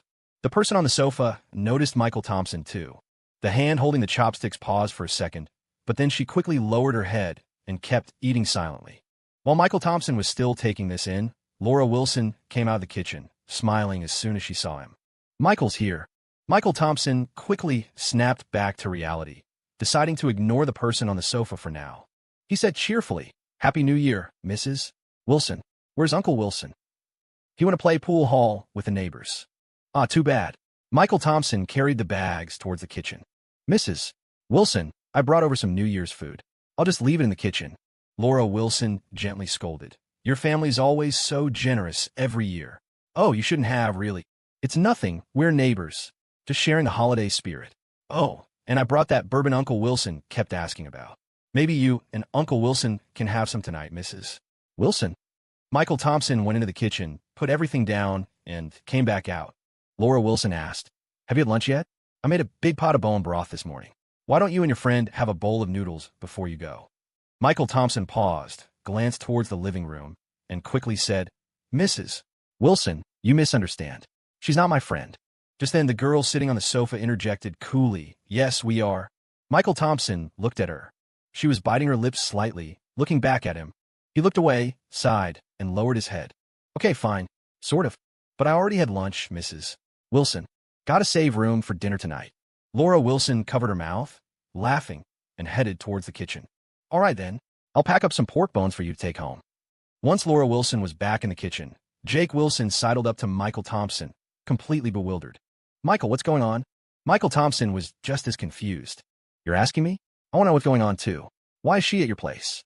"She slept on the sofa in our shop last night. My dad was going to call the police, but she said she was your friend, so I called you right away." Jake Wilson still couldn't figure it out. He should know Michael Thompson's friends. But this girl, aside from seeing her in the gaming lounge a couple of times, Jake didn't even know her name, and he'd never heard Michael mention knowing her. Jake Wilson glanced towards the sofa and lowered his voice. "Michael, do you really know her? If she's trouble, maybe we should call the cops." "No." Michael Thompson nodded resignedly. "I know her. She's Olivia Sullivan's younger cousin." "Ollie, Olivia Sullivan's younger cousin?" "Yeah. Then why isn't she at home? Why did she come looking for you?" "How should I know? Forget it. I'll just go ask her myself." Michael Thompson and Jake Wilson muttered to each other for a while, both eventually looking over at Violet Sullivan sitting on the sofa. Michael Thompson walked over and sat down next to Violet Sullivan. "All right, spill it. What's the deal?" Violet Sullivan glanced at him without speaking, slurped up the last mouthful of noodles, lifted the bowl to drink every last drop of broth, then finally put the bowl down. She licked her lips lightly and commented, "A little salty." Michael Thompson looked at the bowl on the coffee table, cleaner than her face, and nodded. "That bowl of noodles is $1.25. Cash, messenger, or Cash App?" Violet Sullivan scoffed. "I didn't need it at your house." Michael Thompson pointed at her, then looked at Jake Wilson. "All right, Jake, this is your house. You deal with her." Jake Wilson gave an awkward laugh. "Michael, come on, let it go. It's just one bowl of noodles." "Tell her. Is this about the money? We don't even know her well, and she's using my name to freeload." "All right." Jake Wilson reluctantly held out his hand towards Violet Sullivan. $1.25. Violet Sullivan said stiffly. "I didn't ask for it. That woman brought it over herself. Can't you even call her auntie?" Michael Thompson scolded. Violet Sullivan just turned her head away, pretending not to hear. Jake Wilson looked back and forth between them and tried to placate Michael. "Michael, forget it, okay? She's Olivia Sullivan's sister, after all. Just tell Olivia, and her family can come pick her up." Michael Thompson nodded and took out his phone to make a call. But as soon as Violet Sullivan heard this, she lunged forward to grab Michael Thompson's phone. "I'm not going back." Michael Thompson held her head back with one hand while holding the phone far away with the other. "Running away from home? Huh? None of your business. Don't call. Still acting tough. I couldn't care less about you. You're nothing to me." Michael Thompson put his phone away. "Fine, I won't call. But talk. Why are you here?" Violet Sullivan's face flushed red. She stammered for a moment before sitting back down properly and mumbling, "I have nowhere to go." "Never mind downtown. There are plenty of hotels around here. Not all of them close for the new year." "I don't have any money." Violet Sullivan looked mortified, her voice getting quieter. "My family cut off my cards, and I spent all the cash I had with me." She felt truly wronged. She had originally planned to stay with a good friend for a few days, but every single one of her usual good friends came up with all sorts of excuses when she asked. Basically, none of them wanted her staying at their place. It was only then that Violet Sullivan truly understood how cold people could be. Her usual followers, who always trailed behind her calling Violet. Violet, the one she always took out and treated, never letting them spend a dime. When she actually needed help, not a single one was willing to step up for her. Just a few days ago, Violet Sullivan still had enough money for a hotel room. During the day, she'd surf the internet or hang out at the arcade center. But then the money ran out, and she couldn't afford the hotel anymore. Her only option was to pay for an all-nighter at a gaming lounge, sleeping in the smoky, grimy place. Honestly, she was incredibly lucky. A young girl staying alone in a gaming lounge for days without something bad happening was a miracle. By yesterday, her last bit of cash was gone. She had to sneak into the Wilson family's arcade and ended up sleeping on a sofa on the first floor. It wasn't until morning, when the Wilsons decided to close for the New Year's celebration holiday and give the place a thorough cleaning, that they found her. James Wilson's first instinct was to call 911. In a panic, Violet remembered that the Wilsons' son, Jake Wilson, was good friends with Michael Thompson. She quickly claimed to be Michael's friend and asked Jake to call him to come pick her up. Jake was completely baffled, but made the call anyway. Michael knew the rest of the story. He listened quietly as Violet explained everything, then nodded and stood up. "Let's go. Don't cause these people any more trouble." Violet got up too, asking blankly, "Go where?" "Guess it's my unlucky day. I'll take you home." As soon as he said that, Violet plopped back down onto the sofa, shaking her head vigorously. "I'm not going back." Michael found it slightly amusing. "You don't have any money. Where else would you go if not home? Besides, it's New Year's celebrations. Nothing's even open to get food." Violet just sat there silently, gripping the sofa arms. Her stance was clear. She wasn't leaving. Michael felt helpless. "All right, what do you suggest then? I won't be any trouble for you. Just lend me some money." Seriously, Michael wanted nothing to do with her problems. Violet wasn't his sister, just Olivia Sullivan's cousin. And considering the Sullivan family's drama, which was like something out of a palace intrigue show, Olivia and Violet weren't even close. Michael cared even less about Violet's situation. He'd personally sent his own former brother-in-law to prison. Why would he bother with a distant cousin-in-law? Still, letting her freeload off the Wilsons wasn't right either. Michael decided spending some money to avoid further hassle was the best option. He pulled out his wallet, opened it, and started counting the dollar bills. "Okay, how much?" Violet counted on her fingers for a moment, then held up one index finger. 10,000, for starters. Michael slowly closed his wallet and stuffed it back into his pocket. He pointed at her and said to Jake, "Jake Wilson, go ahead and call the cops. I don't know her. I'm leaving. A high school kid asking another high school kid for $10,000. And for starters, did that mean she planned on asking for more later? Michael thought she'd ask for maybe $200 at most. Nope, didn't know her, definitely not well acquainted. Time to bail. As he turned to leave, Violet lunged forward and grabbed his arm, holding on tight. I'm not asking for free. I'll give you collateral. She frantically rummaged through her bag, pulled out something that looked like a car key, and shoved it into Michael's hand. Michael stared at the key. What's this? Motorcycle key. My bike is yours as collateral. You're a high school girl riding a motorcycle. I bought the bike for over $30,000, just got it mid-year. It's collateral for $10,000. Take it or leave it. Just as Michael was about to lecture her on what $10,000 meant to an average high school student with no income, Aunt Maggie packed these up for you. What are you two doing? Michael smoothly pulled his arm free from Violet's grasp. It's nothing, Aunt Maggie, he said with a smile. I'll take my friend and go now. Sorry for the trouble. Trouble? Don't be silly, you're like family. Can you manage all this? Aunt Maggie can help you carry it down. No, it's fine. Violet Sullivan, you can help carry one. Michael picked up one tub himself, casually ordering Violet around. Violet shot him an annoyed glare, but since she needed his help, she swallowed her pride and picked up the other tub. Laura Wilson had been generous. The pork bones themselves didn't have much meat, being mostly marrow bones, but she'd given them a good 15 pounds worth. The real treasure was the broth, simmered for over 10 hours, perfect for noodles or rice vermicelli. The disposable tubs were filled to the brim, containing large chunks of braised meat along with the bones. Each tub must have weighed around 20 pounds. Though Violet looked tall and slender, she was still just a girl, and the tub felt heavy as soon as she lifted it. Jake Wilson stood up. Michael Thompson wanted to help carry that down. Michael Thompson, holding his tub easily with one hand, waved him off. "Now we're good. See ya." He led Violet out of the Wilson home. By the time they got down the 3 flights of stairs and outside, Violet was panting, setting the tub down, and putting her hands on her hips to catch her breath. Michael Thompson pointed to the 3-wheeler parked by the curb. "Put in the back. Don't spill it." Violet Sullivan's face scrunched up, her makeup nearly cracking. She clicked her tongue in annoyance, but got up and helped load the tub into the back of the vehicle. Michael Thompson hopped into the driver's seat of the 3-wheeler and pulled a $20 bill from his wallet. "Thanks for the help. You can go now." Violet Sullivan didn't take the money. She stared at the bill, her brow furrowing tighter. "What do you mean?" "Your payment. The bus to the city is $15. That leaves you $5. You can grab a rickshaw at the corner to take you to the station." "Who wants your payment?" Violet Sullivan angrily threw the $20 bill onto the ground. Michael Thompson remained unfazed, picking up the dollar bill. "Do you know how much it costs to carry a 5-gallon water jug up 5 flights of stairs? That's way heavier than this tub of soup, and it only pays $2.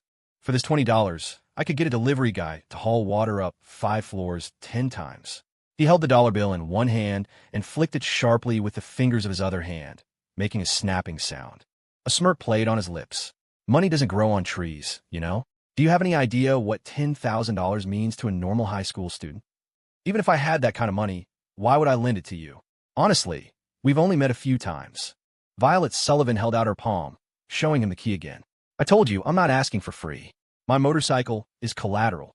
When I have the money to pay you back, I'll buy it back." Her emotions were running high, her chest heaving. She felt like Michael Thompson was just messing with her. Finally, her eyes reddened. She snatched the key back and stomped her foot. "Fine, don't lend it to me. Who cares?" As she turned away, Michael Thompson spoke from behind her. "It's not entirely impossible to lend it to you." Violet Sullivan spun back around, gritting her teeth, furious. Was he going to mess with her again? Under her glare, Michael Thompson pulled out his phone and pointed at the screen. "Okay, first things first. I'm calling Olivia Sullivan. Don't try to grab my phone. I'm not forcing you to go home. Whether I lend you the money or not depends on what she says. Deal?" Only then did Violet Sullivan stop, allowing Michael Thompson to make the call. He quickly dialed Olivia Sullivan's number. In Green Valley, Arthur Sullivan was in his company office, talking with several men in suits. Just then, his assistant came in holding a cell phone, leaned down, and whispered something in Arthur Sullivan's ear. After listening, Arthur Sullivan nodded and smiled apologetically at the men in the office. "Excuse me, I need to take this call. Probably a junior member of the family calling to wish me an early Happy New Year." The men smiled kindly. "Of course, Chairman. Go right ahead." Arthur Sullivan took the phone, stood up, and walked over to the window. "Hello." As the person on the other end spoke, the smile on his face slowly froze. Meanwhile, After his call connected, Michael Thompson glanced at Violet Sullivan and stepped away to talk. Violet Sullivan couldn't hear what Michael Thompson was saying, but she didn't really care. Olivia Sullivan wouldn't meddle in her affairs and couldn't control her anyway. Her only concern was that Olivia Sullivan might tell Michael Thompson not to lend her the money.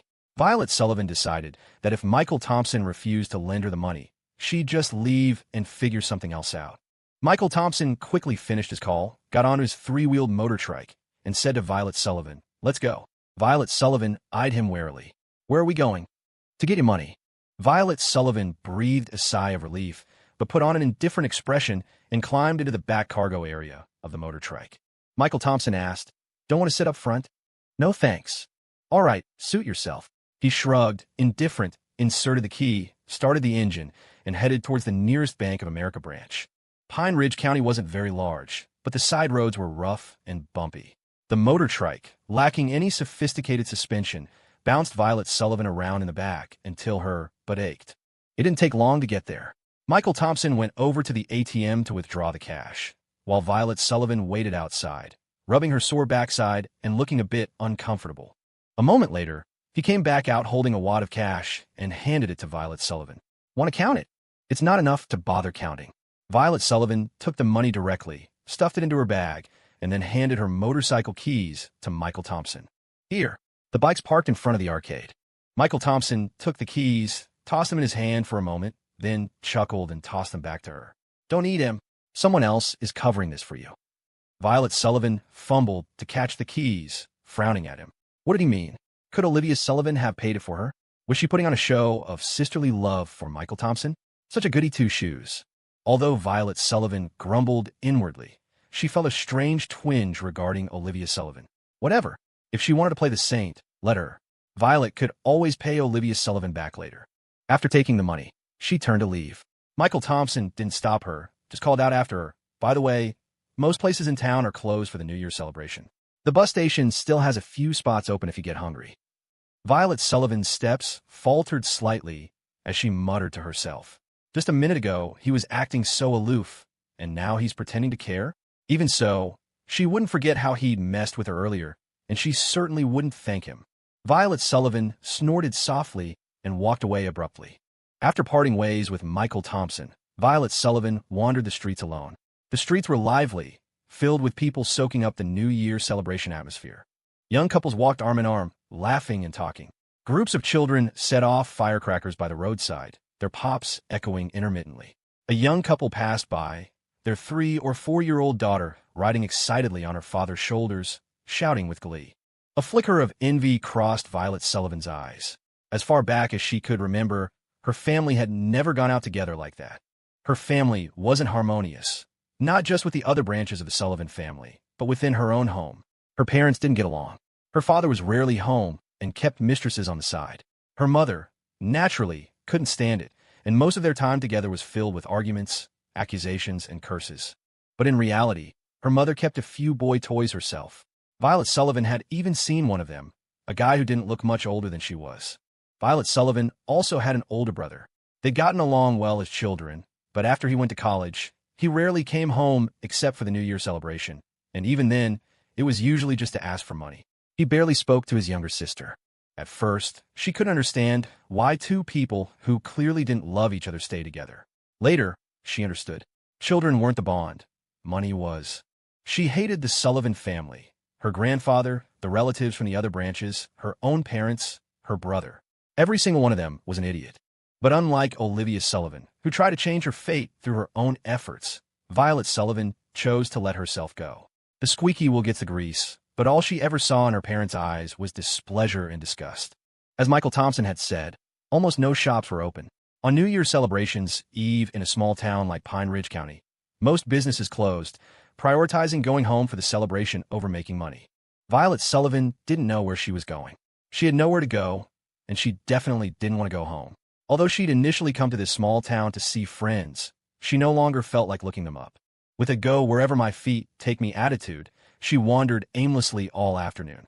By the time dusk began to settle, she was hungry again, having eaten only a bowl of noodles since yesterday. Looking around and seeing no open shops, She remembered Michael Thompson mentioning that a few places near the bus station stayed open through the holiday, so she headed that way.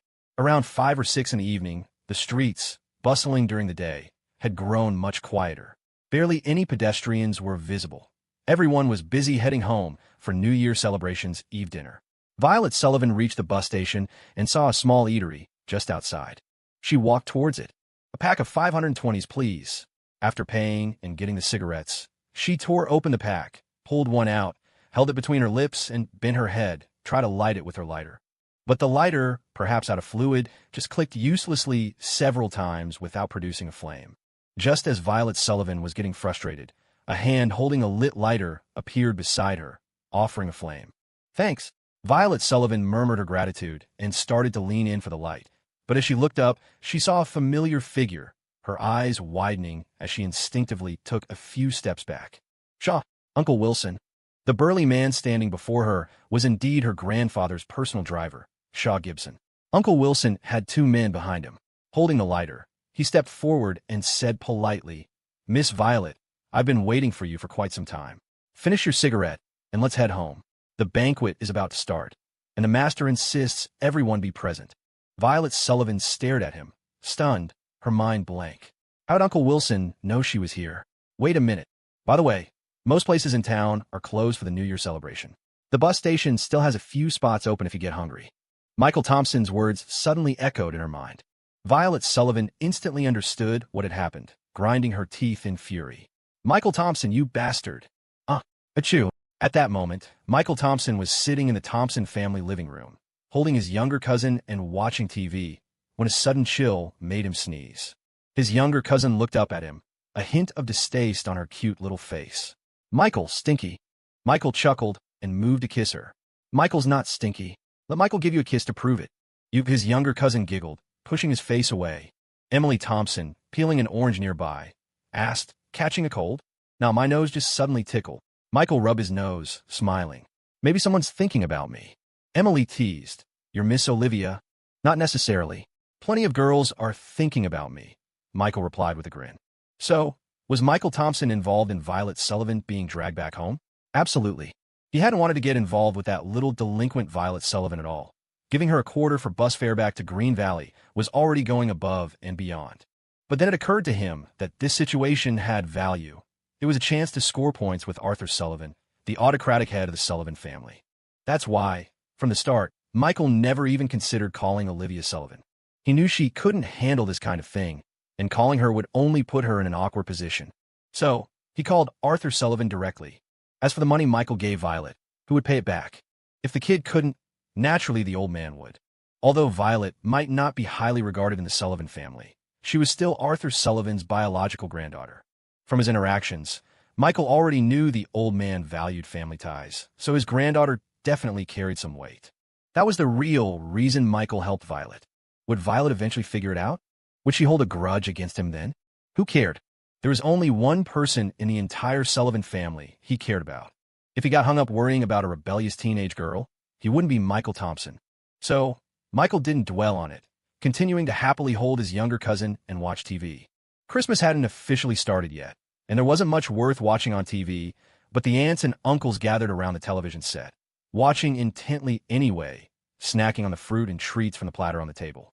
The women were busy in the kitchen, while several uncles had already set up a game of mahjong, smoking and playing cards while chatting about year-end business and prospects for the coming year. Michael really enjoyed this atmosphere, the whole big family sitting together, soaking in the festive Christmas spirit. It felt really good. Normally, the Thompsons ate dinner around 5 or 6, but the Christmas turkey dinner started later, not officially beginning until 8:30 in the evening. It was expected to last several hours, at least until the Christmas gala on TV ended. And the Thompsons' Christmas dinner was a bit different from other families. While other families might have sentimental holiday music playing in the background, the Thompsons uniquely played the Happy Birthday song. Happy birthday to you, happy birthday to you.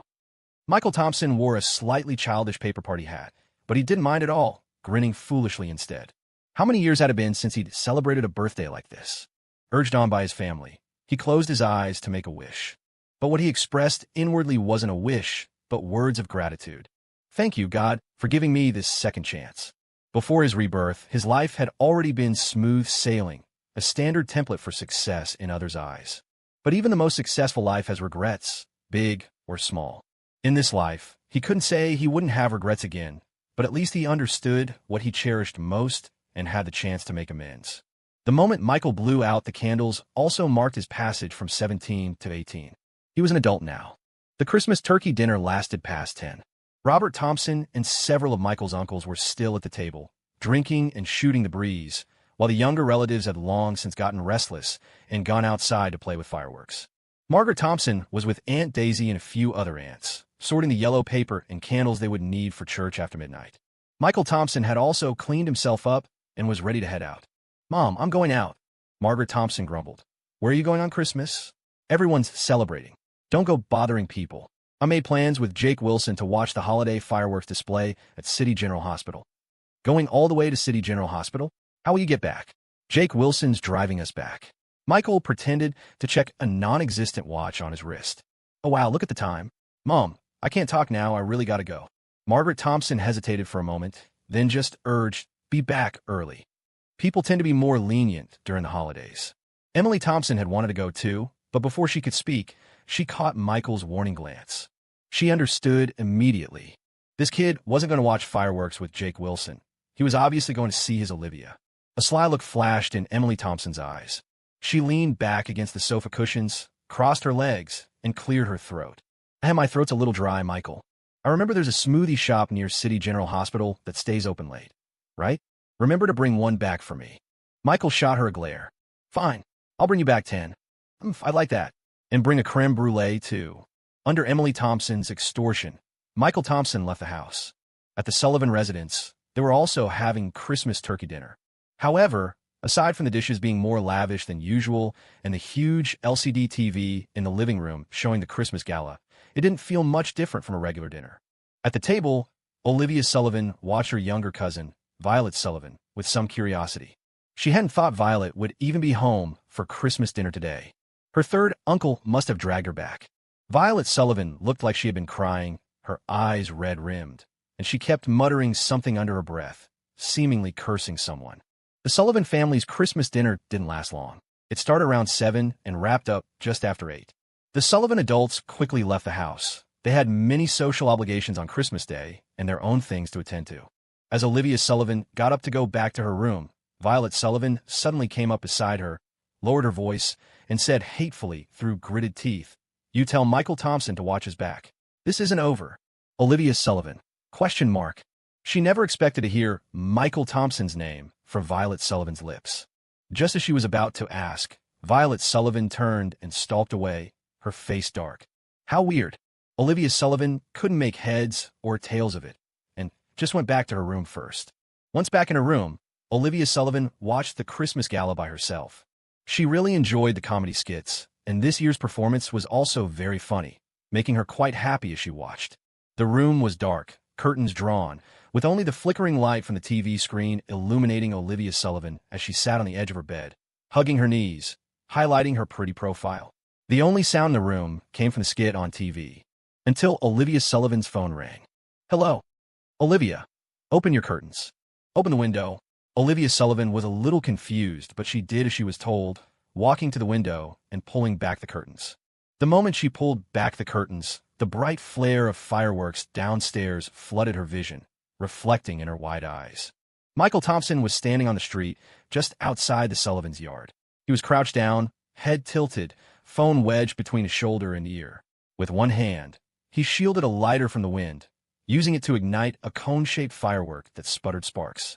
Once the firework caught, he stood up, bathed in its light, and looked up at her by the second-floor window, grinning and waving. Olivia Sullivan stared, momentarily lost in the sight, until Michael Thompson's voice came through the phone again. "Hurry down. I think the neighborhood security guard is heading this way." That snapped her back to reality. She turned hurriedly back into the room, saying, "I'll be right down." A moment later, Olivia Sullivan slipped quietly out of the Sullivan house. Michael Thompson was busy hiding the evidence, tossing the spent firework tube into a bucket he'd brought with him. She tiptoed up behind Michael Thompson and tapped him on the shoulder. When Michael Thompson turned around, he looked her over with amusement and teased, "Are you always this pretty? Or did you dress up just because you knew I was coming?" Olivia Sullivan grinned, showing a hint of her canine teeth. That line only works the first time you use it. Michael Thompson laughed and rubbed his nose, saying sheepishly, "All right, noted. I'll think of a different opening line next time." Olivia Sullivan clasped her hands behind her back, fiddling with her fingers, and asked shyly, "What are you doing here today?" Michael Thompson lifted the bucket slightly, fulfilling a certain Olivia's New Year's wish. Olivia Sullivan felt a warmth spread through her heart. She had only mentioned it casually to Michael Thompson. She hadn't expected him to actually make it happen. But she warned him, they don't allow fireworks in the complex. Be careful, security doesn't kick you out. I know, Michael Thompson said as he walked over to a three-wheeled cart parked nearby and lifted a large styrofoam box out of the back. He carried the styrofoam box over to Olivia Sullivan. But building a snowman should be okay, right? Olivia Sullivan then saw what was inside the box. It was packed solid with snow. She was both surprised and touched. "Where did you get this?" "Actually, I found Aladdin's lamp," Michael Thompson whispered, leaning close to Olivia Sullivan's ear. "The genie asked my wish, and I said my girlfriend wanted to see snow." Olivia Sullivan blushed and lightly punched his shoulder, retorting, "I am not your girlfriend." Michael Thompson dodged sideways, grinning. Future girlfriend. Seriously, though? Didn't it snow a few days ago?" "The snow up on the mountain hasn't melted yet," he answered casually, then carried the styrofoam box towards the Sullivan house. Olivia Sullivan stood frozen. Had Michael Thompson really gone all the way up the mountain just to fulfill her wish to build a snowman on New Year's Eve? She'd only mentioned it that afternoon. Her heart swelled with emotion. Michael Thompson carried 2 large styrofoam boxes of snow to the entrance of the Sullivan's yard and dumped them out, creating a small snowdrift about waist-high. Luckily, it was particularly cold this year, with the outdoor temperature hovering around freezing all day. Insulated by the styrofoam boxes and packed tightly, the snow hadn't melted much. He rolled up his sleeves, ready to get to work, then looked back to see Olivia Sullivan still standing behind him. "What are you standing there for?" he urged. "Come on." "Oh, okay."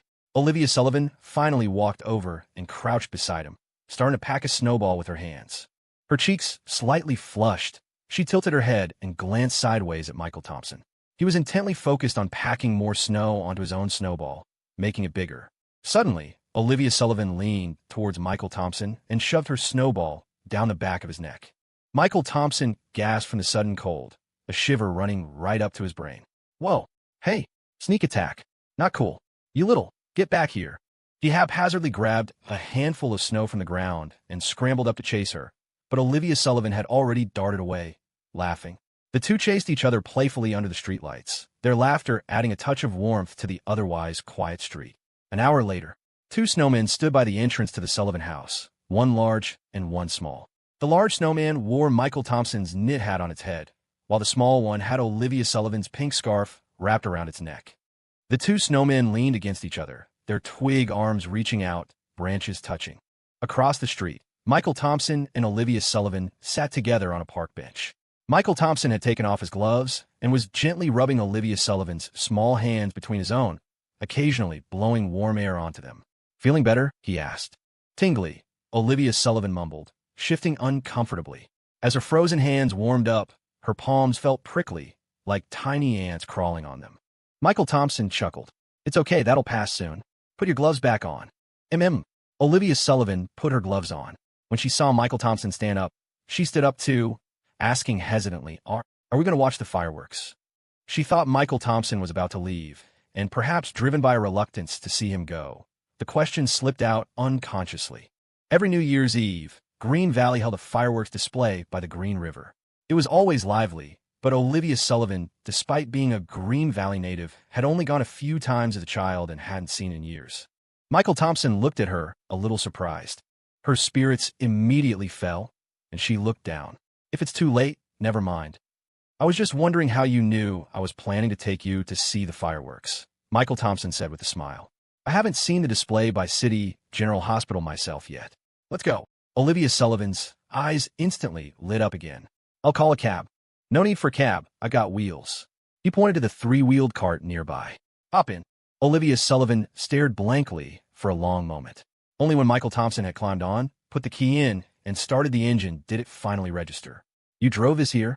Never ridden in one before?" Michael Thompson honked the horn twice, sounding pleased with himself. "Come on, I'll take you for a spin."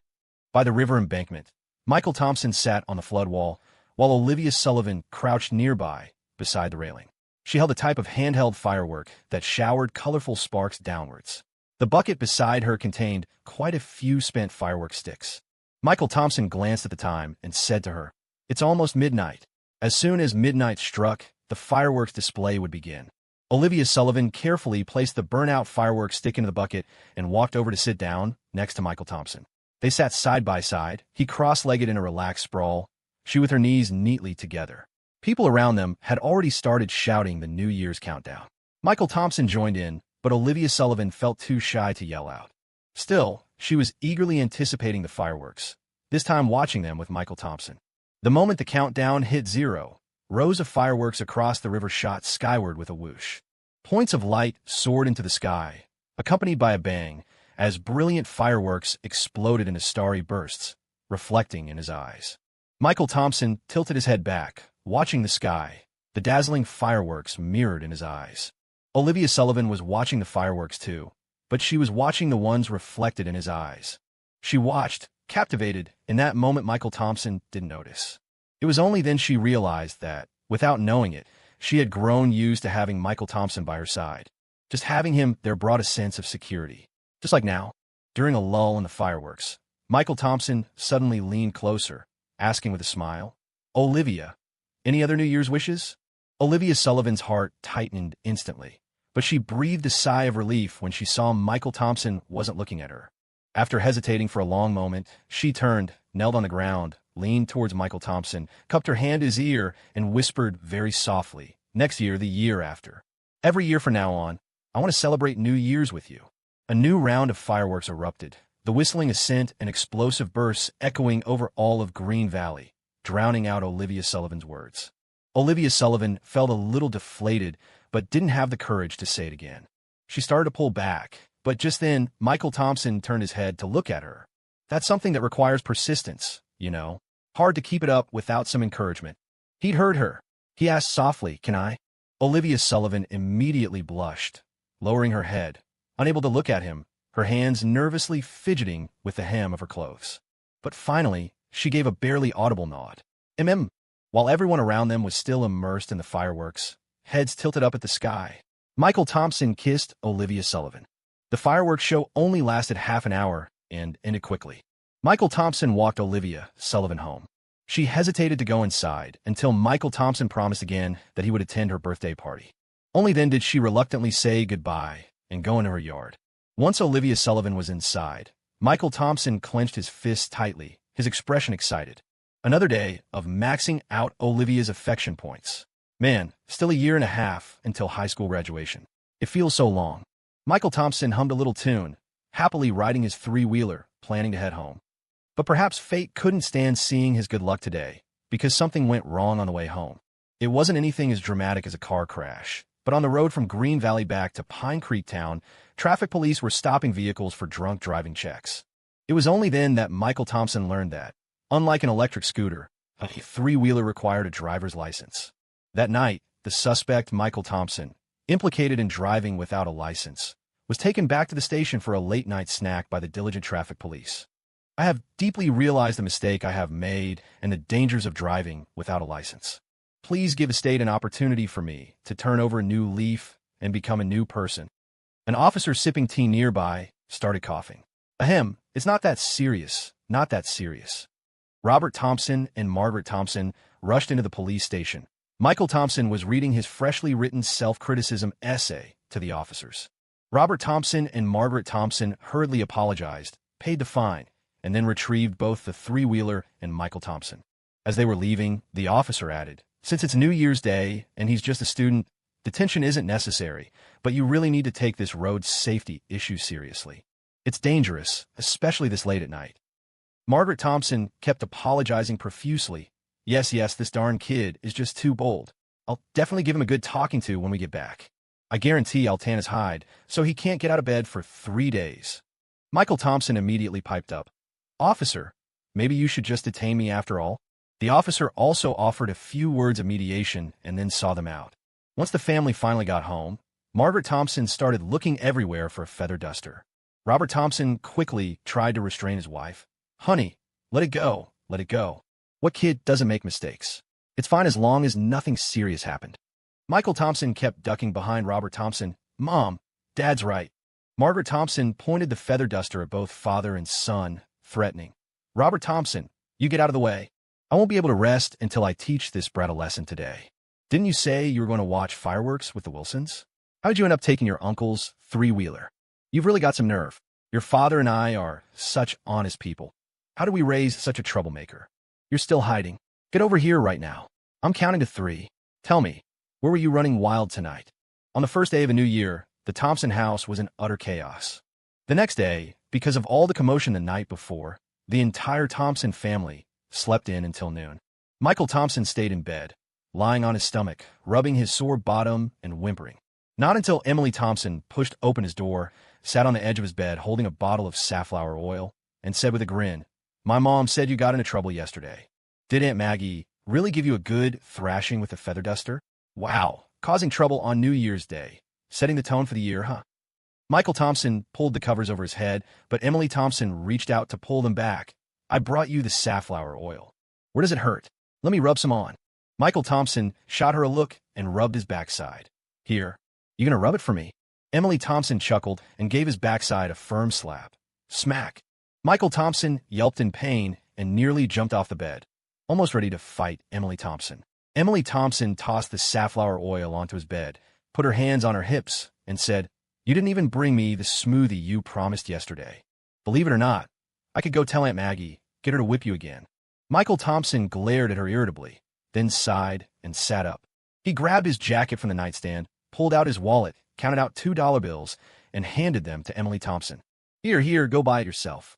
Emily Thompson's expression changed instantly, becoming as attentive as a landlord's servant girl. "Thank you for your benevolence, young master. Shall I rub your backside for you?" Michael Thompson pointed towards the door. "Get lost." "Yes, sir."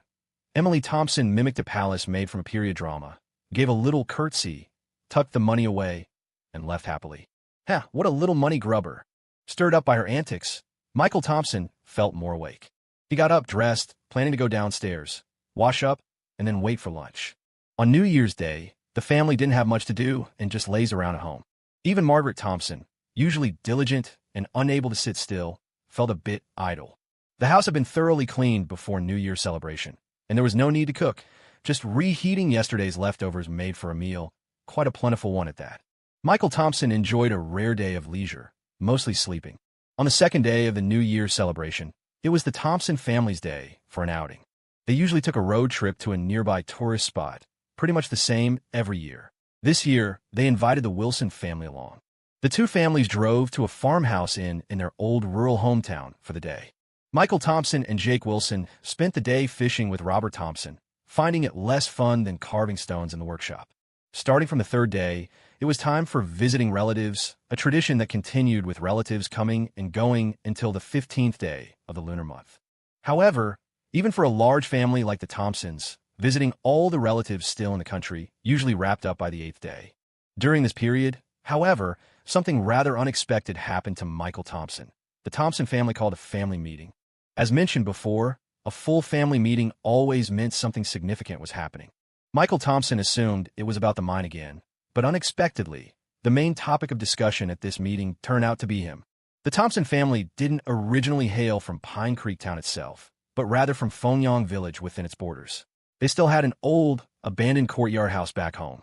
It wasn't until the 1950s, responding to the commune's call, that Michael Thompson's grandfather, the village carpenter, was recruited by the county to join the civil service system as a woodworker. That was when the whole family moved to their current residence in Pine Creek town proper. With the government subsidy policies implemented these past couple of years, the old man had even started receiving a pension. The Thompsons weren't short on money, so after some thought, the grandfather saved up his pension for the last 2 years and built a family chapel at their home. The Thompson family chapel was traditionally back in Fonyang village, but that one served the entire Yang clan of the village, not just Michael Thompson's immediate family. This new chapel, built at their house, was established because the old man wanted to revise and update the family tree specifically for his own lineage. The new chapel was constructed in the house next to Michael's, repurposing what was originally a small backyard behind that house. Now, whenever the Thompson family needed to hold a full family meeting, they gathered at the chapel, and minors weren't allowed inside. So today, when the family was suddenly notified to gather at the chapel for a meeting, Michael Thompson was a bit surprised. In his previous life's memory, the Thompson family had only held 2 such meetings during his high school years, and neither was today. It must be about the mine, Michael mused. After all, I didn't secure the mining rights in my past life. The Thompson family's fate has changed this time around, so it's normal for things to happen that didn't occur before. With that thought, Michael felt more at ease. He planned to wait for his parents to return from the meeting next door and then ask them about it. If it wasn't anything that could lead to trouble, he'd continue to stay out of it. Unexpectedly, however, as Robert Thompson was about to head next door, he glanced at Michael, who was still lounging on the sofa watching TV, and said, "Michael, you're coming too this time?" "Me too. Yeah, it's mainly about you." Michael was taken aback, then found it slightly amusing. What could possibly be about me?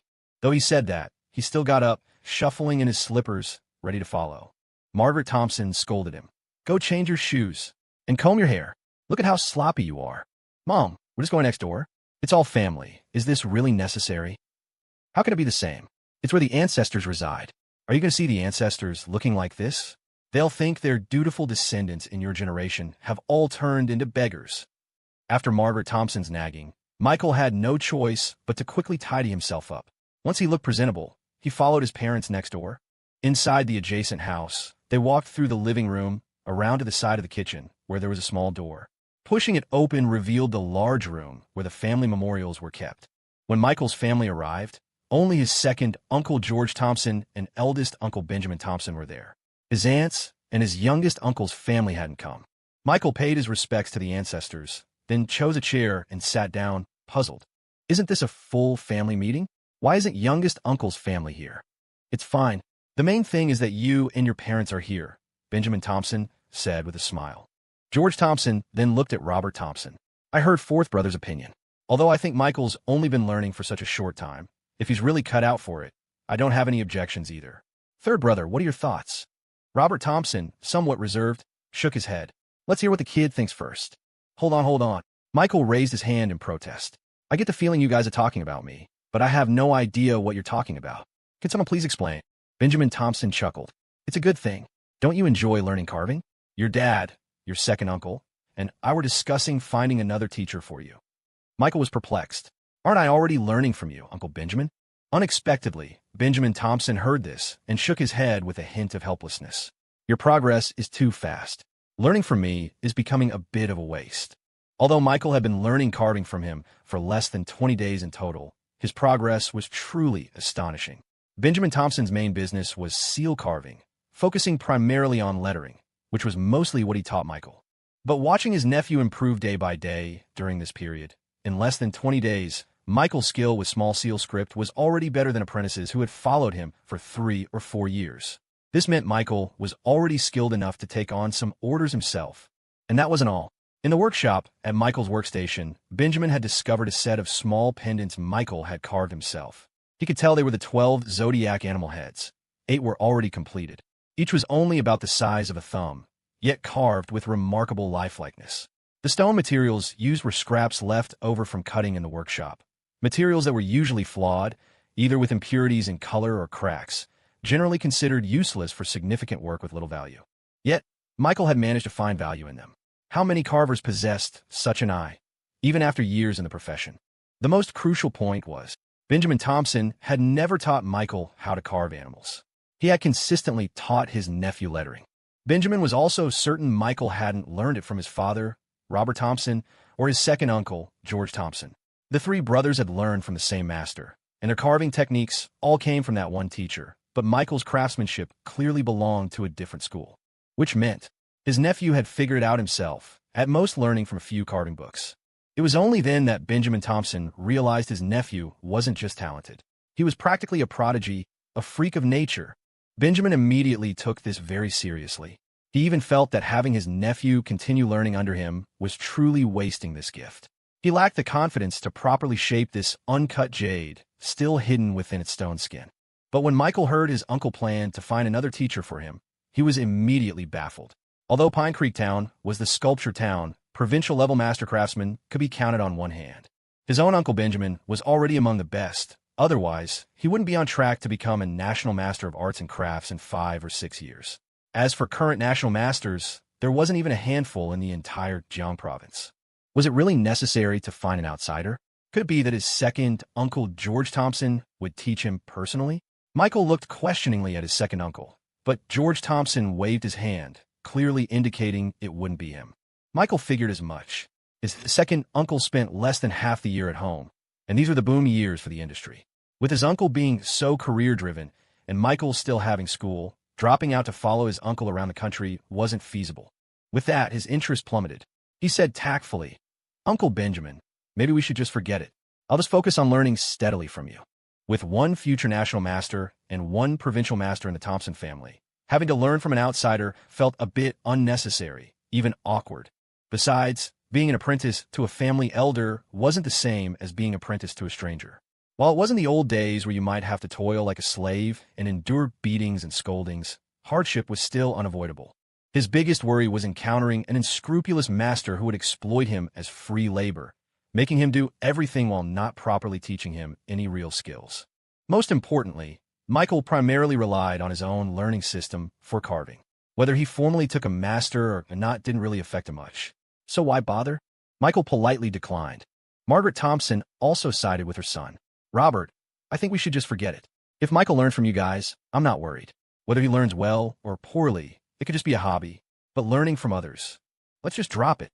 Besides," she continued, "my son needs to get into college someday. He can't be like you all were back then, living at someone else's place, working as a laborer, right? I mean, I'm willing to let him try things, but I can't let it interfere with his studies." She disagreed with Robert Thompson's idea, mainly worried it would jeopardize Michael's future. She had always cherished the hope that Michael could leave the small town of Pine Creek Town and build a life for himself in a big city. Honestly, Margaret Thompson wasn't even keen on Michael following in his father's footsteps, spending all year round in a tiny workshop inhaling stone dust. Every day, he'd shake more than a pound of limestone particles off his hair and clothes, and often had to haul stones weighing tens, even hundreds of pounds. Once you get older, your back, hands, and lungs easily develop problems. You only truly understand the hardship of trade when you're in it. Margaret Thompson just wanted Michael to focus on his studies.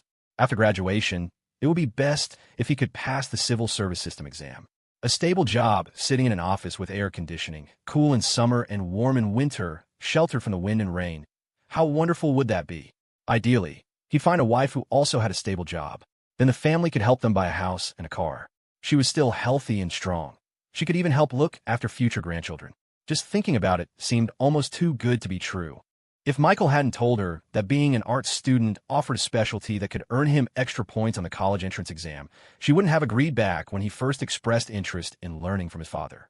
Margaret Thompson's perspective was typical of Chinese parents, not seeking great fame or fortune for their child, just a stable, respectable life, living comfortably. So, her disagreement now was the most fervent. "Anyway, we agreed we'd listen to the child. If he doesn't agree, then I don't agree either." Robert Thompson started to get anxious. "Margaret, would I really harm my own nephew? Michael truly has talent. Don't hold the kid back." Margaret Thompson immediately flared up. "How was it holding him back? Isn't studying hard a perfectly good path? Besides, my son does so well in school. He'll have plenty of options in the future. Why should he hang everything on one shaky branch?" Seeing his younger brother and his sister-in-law about to argue, Benjamin Thompson quickly tried to smooth things over. All right. Robert means well for the boy. Doesn't Michael like this stuff? If he likes it and has talent, he should definitely put some effort into it." Margaret Thompson glared at him. "Benjamin Thompson, whose side are you on? Didn't you just say we should listen what the child wants?" As the two sides began to argue their points, Michael suddenly remembered something he hadn't clarified. He nudged his second uncle, George Thompson, beside him with his elbow and asked curiously, "Speaking of which, I still don't even know who this master is that you were talking about finding for me." George Thompson shook his head. "Even if you learned from him, he wouldn't technically be your master." "What do you mean?" "You should call him Grandmaster. Are you planning on being in the same generation as your father?" George Thompson glanced at his nephew. "You should have heard your Grandmaster's name." Michael's curiosity intensified. "Who is it?" "Shaw Gibson." After returning home from the main house, Margaret Thompson wouldn't even look at Michael. Benjamin Thompson protested. "All right now, wipe that look off your face. Didn't we agree we'd listen to what the boy wanted?" Margaret Thompson retorted angrily. "How was I supposed to know he changes his mind every other minute? The way I see it, instead of learning some craft, we should send him to Central America to learn face-changing opera? He'd definitely have a talent for that.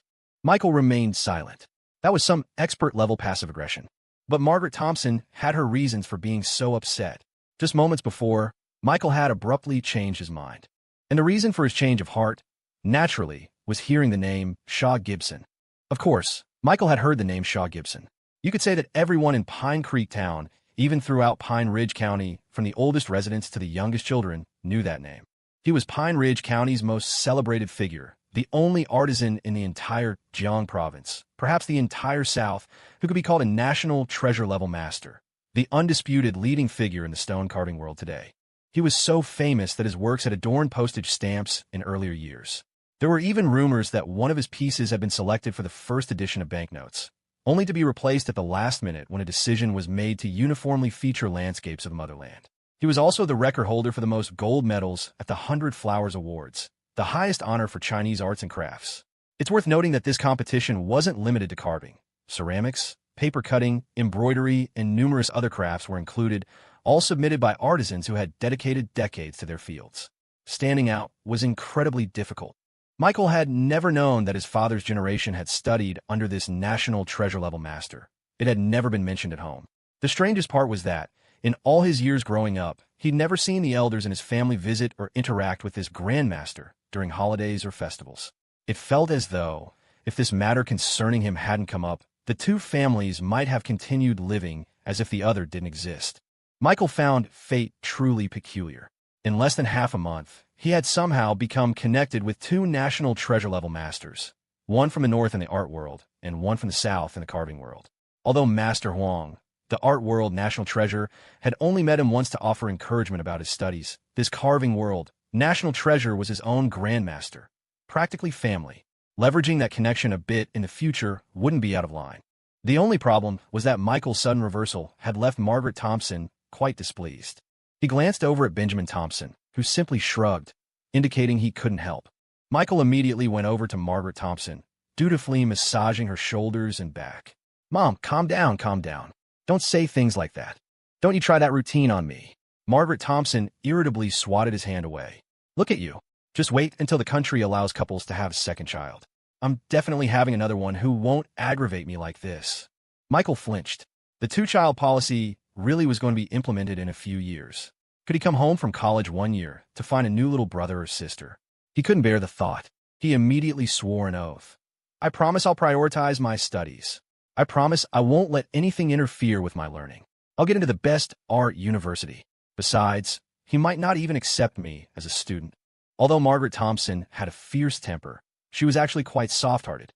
Seeing Michael swearing so sincerely and earnestly, she felt a mix of exasperation and helplessness. "Forget it," she sighed. "You're all grown up now. Your old mother can't control you anymore. But let me make this crystal clear. Your studies absolutely cannot suffer, understand? When school starts, if your grades drop in the monthly exams, nothing you say will matter. You focus squarely on your studies. Getting into college is your #1 priority. Do you hear me?" Michael stood up straight and saluted. "Yes, ma'am." Margaret Thompson stood up and started walking towards the stairs, muttering to herself, "It's so strange. Didn't you boys learn your craft from Master Huang over by the old station? When did you become Master Shaw's apprentices?" Benjamin Thompson looked uncomfortable and mumbled a few evasive replies. The couple kept their voices low as they talked while heading upstairs. Michael didn't quite catch what they said and didn't dwell on it, his mind already occupied with another matter. The date to meet his grandmaster hadn't been set yet, but Olivia Sullivan's birthday party was the day after tomorrow. That family heirloom had been sitting in its box for so many days. It was time for it to finally shine in all its glory on its true owner. 2 days later. "Make absolutely sure you get here early today, understand?" Early that morning, Olivia Sullivan called Michael, reminding him repeatedly. Michael was already up, dressed in a suit, sitting on the edge of his bed with his legs crossed. He held his phone in one hand and a glass of milk in the other. He took a small sip of milk, placed the glass on the nearby nightstand, and said with a smile, "All right, I got it." After hanging up with Olivia Sullivan, Michael pulled the box out from under his bed, held it in his arms, and prepared to head downstairs and out the door. He had already told his family he was going to a classmate's birthday party today. Margaret Thompson had even given him $200 to buy a gift. As Michael carried the box downstairs, he heard voices coming from the living room while still on the stairs. "Uncle Ben Thompson, You're getting a real bargain this time. If it weren't for you, I wouldn't be willing to sell it." It was the voice of a somewhat unfamiliar middle-aged man, slightly peculiar, a bit high-pitched and thin. "Were there guests over?" Michael glanced curiously towards the living room and saw a tall, thin middle-aged man sitting across from Robert Thompson. The man had high cheekbones, sunken cheeks, and was slightly balding. On the coffee table, a green box lay open, revealing an item nestled in a foam cushion inside. Michael was a bit puzzled. The New Year's celebration holiday wasn't even over yet, and there was already business? From the sound of it, it seemed like his own father was planning to buy something from someone else. That was quite rare. The Thompson family usually bought rough stones that had already been windowed, or they went straight to auctions at other mines for raw or fresh from the ground, still uncut. They almost never bought finished products from others. But Michael didn't dwell on it. After all, every family had different sales channels. Occasionally spotting someone else's finished piece, thinking they could sell it for a better price, and buying it as a potential bargain was perfectly normal. He had no intention of interfering with the family business and continued downstairs, holding the box. Out of politeness, as he passed through the living room, he greeted the unfamiliar guest courteously. "Hello, Uncle." The skinny middle-aged man squinted at Michael, smiling. "Look how big you've gotten. I remember seeing you back when your dad worked over by the station. Uncle Ben Thompson, don't you worry about a thing concerning your son." Robert Thompson just smiled and looked at the item on the table. The skinny man said bluntly, "Stop looking. Someone offered $400,000 for this piece before. Now you can have it for $260,000. Take it or leave it. I'm just desperate for cash, otherwise I wouldn't let you get such a bargain." Robert Thompson smiled and said, "Let me take another look. Michael, bring me my loupe."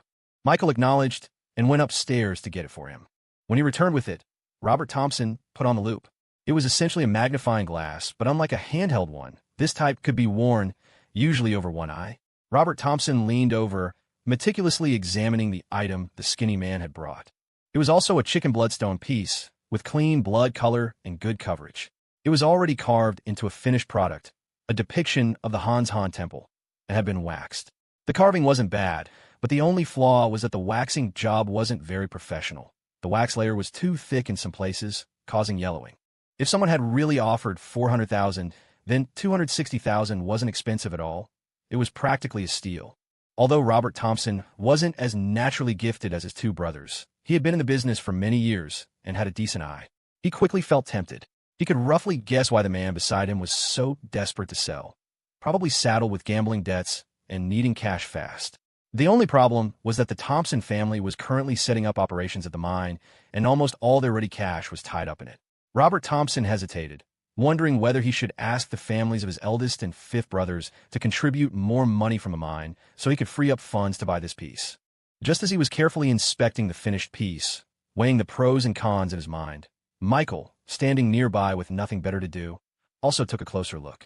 When Robert Thompson carefully lifted the piece out of the box to examine it, Michael's brow gradually furrowed. This finished chicken bloodstone carving seemed a bit thin, only about 2 inches thick. Moreover, the thickness wasn't uniform. Although during carving, some parts might be chiseled away to incorporate the chicken blood patterns into the design effectively. Judging by the blood veins and stone layers on the surface of this carving, that didn't seem to be the reason. Just to be sure, Michael activated his system skill. Appraise. An almost imperceptible light flashed in his eyes as he stared at the item. Detailed information about the item quickly became clear to him. After a moment, Michael looked away, closed his eyes, and rubbed his temples with his fingers. When he opened his eyes again, he walked straight over, picked up the carving that had been placed back in the box, held it directly in his hand, and used his thumbnail to scrape at the deliberately thickened wax coating. After scraping for a bit and revealing a tiny crack hidden underneath, Michael nodded. "Just as I thought." The skinny middle-aged man standing nearby immediately became anxious. "Uncle Ben Thompson, what's wrong with your kid? Be careful. That's a piece worth hundreds of thousands. Doesn't he have any manners? If it gets chipped or damaged, you'll have to pay for it." As he yelled, Robert Thompson's expression immediately showed displeasure. Although Michael's action was indeed a bit rude, this was the Thompson household. "Who are you to yell at my son?" Just as the skinny man was about to stand up and approach Michael, Michael smiled, placed the chicken blood carving back on the table, and pushed the man's shoulder, making him sit down again. "Uncle, I'm just trying to learn. Don't be angry. By the way, I didn't catch your name." The middle-aged man took a deep breath and replied curtly, "The name's Shaw." "Oh, Uncle Shaw, where did you get this piece?" Michael's polite words seemed to slightly appease Shaw Gibson, but he still replied irritably, "What do you mean, get it? I bought the stone at the mine myself, cut it myself, and carved it myself." Michael's eyes widened, as if in great surprise. "This craftsmanship, you really carved this yourself, mister?" Shaw seemed quite pleased by these flattering words. If not me, who? Your dad? Don't even mention your dad. Even your uncle back in the day couldn't compare to me. So it really was you? Then there's no mistake." Michael, who had been smiling politely just moments before, suddenly his expression changed completely. His face turned cold in an instant. He stood up and swung his hand, landing a hard slap across the man's face. Smack! Michael's eyebrows shot up, his brow furrowed fiercely as he yelled. "And here I was worried I might hit the wrong guy, trying to swindle my family, right in our own house, huh? Ouch!" Shaw Gibson yelped as the slap sent him staggering sideways onto the couch. Michael Thompson hadn't held back at all. Within moments, one side of Shaw Gibson's face was swelling badly. His mind reeled. Who would have expected the young man, who just moments ago was looking up at him with an admiring smile, to suddenly lash out? It wasn't just Shaw Gibson who was stunned. Michael's own father, Robert Thompson, watching from the side, was equally blindsided. Robert Thompson was baffled. His son had always been good-natured. Sure, his mother had chased him around the house with a feather duster countless times growing up, but Michael had never even argued with his parents, let alone hit someone right in front of him. And hitting a guest in their own home, no less. This was, clutching his swelling cheek, Shaw Gibson finally snapped back to reality, his voice turning shrill. "You little punk. You dare hit me? I'll fight you." He scrambled up, flailing wildly as he lunged at Michael, looking like he was about to scratch his face. Michael didn't give him an inch. As Shaw Gibson rose, Michael kicked him square in the chest, snapping, "Fighting like a girl? Don't you know I make a living with this face?"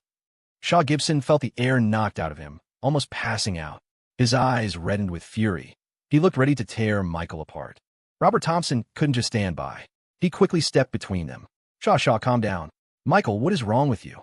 The commotion reached the kitchen, where Margaret Thompson was cutting fruit. She hurried out, asking, "What's going on? What's happening?"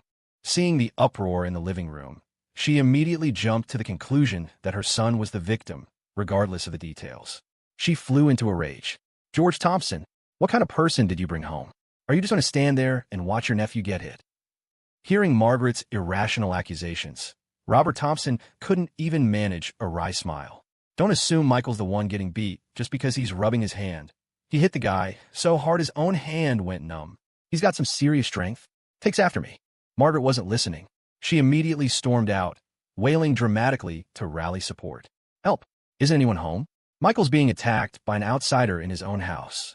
Isn't anyone going to stop this?" Her voice carried. She had powerful lungs. Soon, sounds of people hurrying downstairs came from upstairs and the neighboring houses. It was still the New Year holiday, and the Thompson family businesses hadn't reopened yet, so everyone was at home relaxing. Hearing that their nephew was being assaulted by an outsider in his own home? Unacceptable. A crowd rushed down, grabbing makeshift weapons as they came. "Margaret, what's going on? Where's Michael? Is he hurt badly? Where's the attacker? Don't let him get away. Someone call the police." In no time, a throng of aunts and uncles filled the living room. Seeing the crowd, Shaw Gibson swallowed hard but tried to put on a brave face. "What is this? Ganging up on me because you have more people? Fine. Call the police. Call them right now. Let's see who they arrest when they get here." Seeing someone actually pull out their phone, Robert Thompson panicked.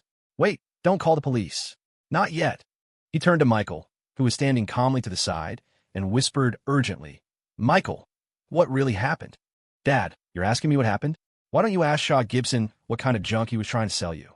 At Michael's words, Shaw Gibson, who had still been struggling in Robert Thompson's grip, trying to get at Michael, suddenly went still. He glanced at Michael, a flicker of fear and uncertainty in his eyes. Did this kid figure it out? Impossible. He's so young. Even an old hand like Robert Thompson, with decades of experience, didn't spot it. How could he? Shaw Gibson forced himself to speak, trying to sound indignant. "What about my piece? Is there a problem? What would a kid like you know? I was doing your dad a favor, offering him a good deal, and this is how I'm repaid? Getting beaten up for no reason." He glanced at the surrounding Thompsons, then turned angrily to Robert. "Robert, forget it. I'm not selling this piece anymore. But this isn't over." With that, he reached for the item on the coffee table to put it back in its box. Michael slammed his hand down on Shaw's. "Going nowhere," he said with a menacing grin. "You're right, this isn't over." Michael reached for the box.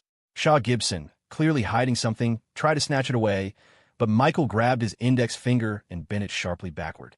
Shaw cried out, doubling over, nearly forced to his knees. Michael easily took the agate stone carving from the box. He examined it for a moment, then suddenly lifted it high above his head and smashed it violently onto the floor. Crash! The agate carving shattered into pieces on impact. Everyone stared, dumbfounded. Robert Thompson was utterly speechless. Michael was his son. He'd smashed the piece, which meant Robert would have to pay for it. $260,000. Money didn't grow on trees. He'd always known his kid was bold, but today, Robert Thompson realized he had truly underestimated the little rascal. Smashing $260,000 just to hear the sound?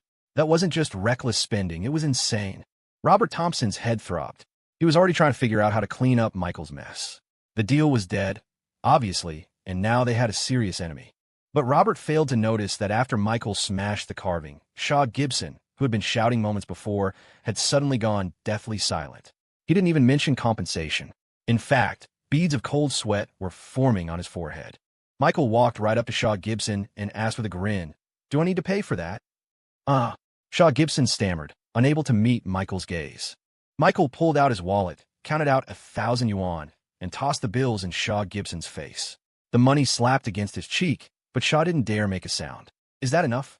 Michael asked.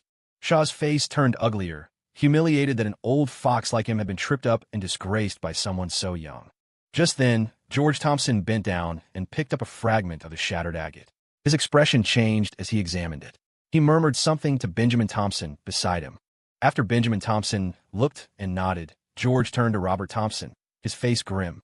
"Robert, how much did he want for this piece?" $260,000, Michael answered before Robert could, clicking his tongue. "That's a pretty hefty sum for fraud. How many years do you think that warrants?" Robert Thompson looked confused.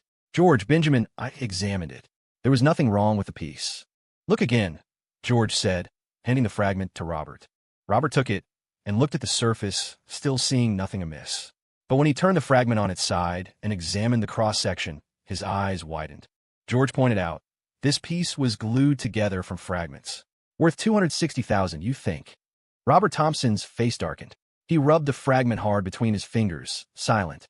With the trick exposed, Shaw Gibson's face turned ashen.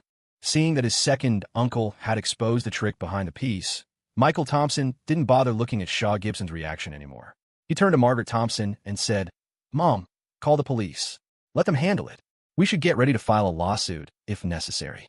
Margaret Thompson was still confused about what had happened, but hearing her son, she quickly agreed and got up to use the living room phone to call the police. However, Margaret was stopped halfway by George Thompson. He waved his hand dismissively and then said to Shaw Gibson, "All these years, and you're still the same damn jerk. About today, our family won't hold it against you. Don't ever set foot in the Thompson house again. Get out." Michael was quite surprised and turned to look at his father.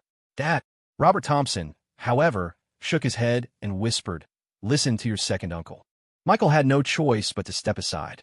Shaw Gibson wanted to pick up the money scattered on the floor, but after Michael glared at him, he could only slink away dejectedly. After the uninvited guest left the Thompson residence, George Thompson, looking stern, called Michael's father and several uncles outside. Inside, Margaret Thompson was cleaning up the broken stone fragments in the living room. While sweeping, she didn't forget to nag Michael. "You brat, you've really got some nerve now, hitting someone right in front of the whole family. What if you seriously hurt him? What if he calls the police and you get a mark on your record? How will you get into college? How will you find a job? So impressive, huh?" Throwing money in his face.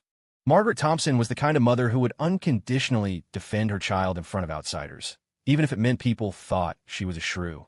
Even if Michael broke the law, she would be the type to cover for him unconditionally. Of course, that wasn't right, and Michael wouldn't do anything illegal, but such was Margaret Thompson's love for her son. But once the matter was over, behind closed doors, she wouldn't hold back when lecturing her son. Michael retorted unhappily, "Mom, I saved our family $260,000. If I hadn't noticed today, Dad would have been completely ripped off. This guy came into our house pulling this crap, and you expected me to be nice to him."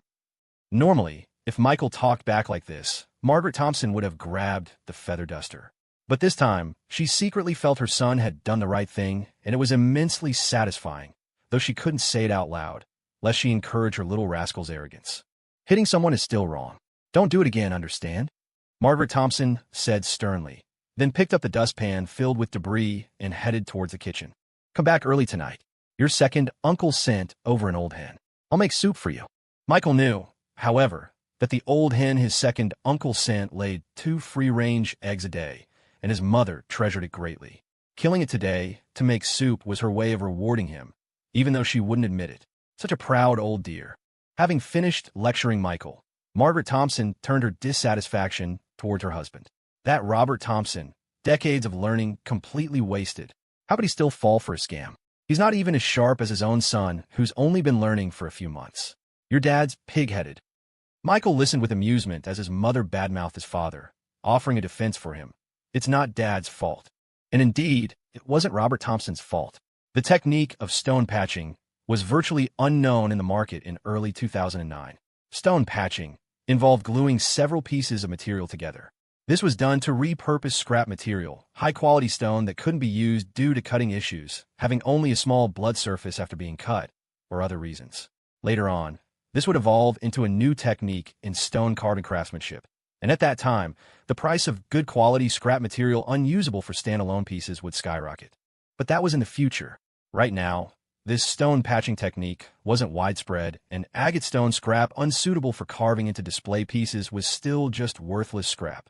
Like the finished piece Shaw Gibson brought today, if it were 2012, it might be worth 30 or 40,000 yuan. By 2016, maybe over 100,000. But now, in 2009, it was worth little more than the labor cost. Moreover, the craftsmanship was crude, requiring thick wax to hide the cracks.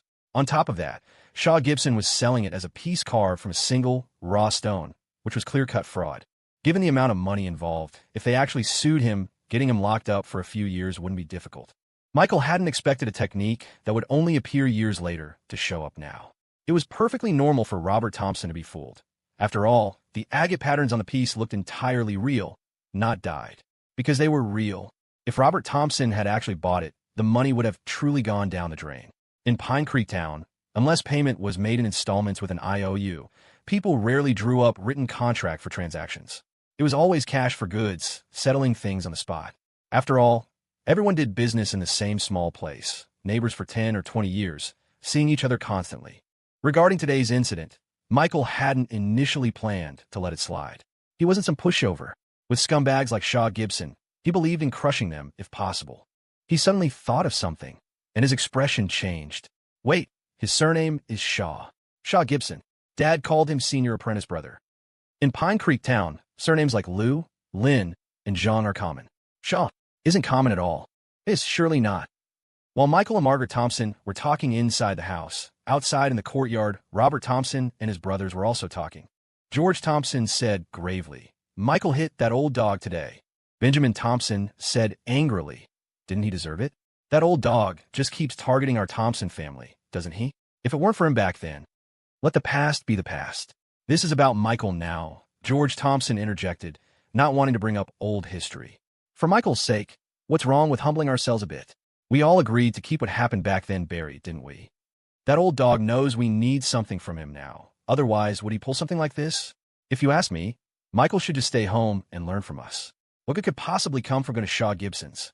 Robert Thompson looked dejected, squatting on a stone stool, puffing away on a cigarette. George Thompson said, "The master is the master. Shaw Gibson the old dog is Shaw Gibson the old dog. What kind of master is he? He treats his apprentices like outsiders. Only his own son matters to him." Benjamin Thompson seemed to hold a particularly deep grudge against the Shaw Gibson family, speaking bluntly. Among those present, he was the only one not in the carving trade, so the source of his resentment was unclear.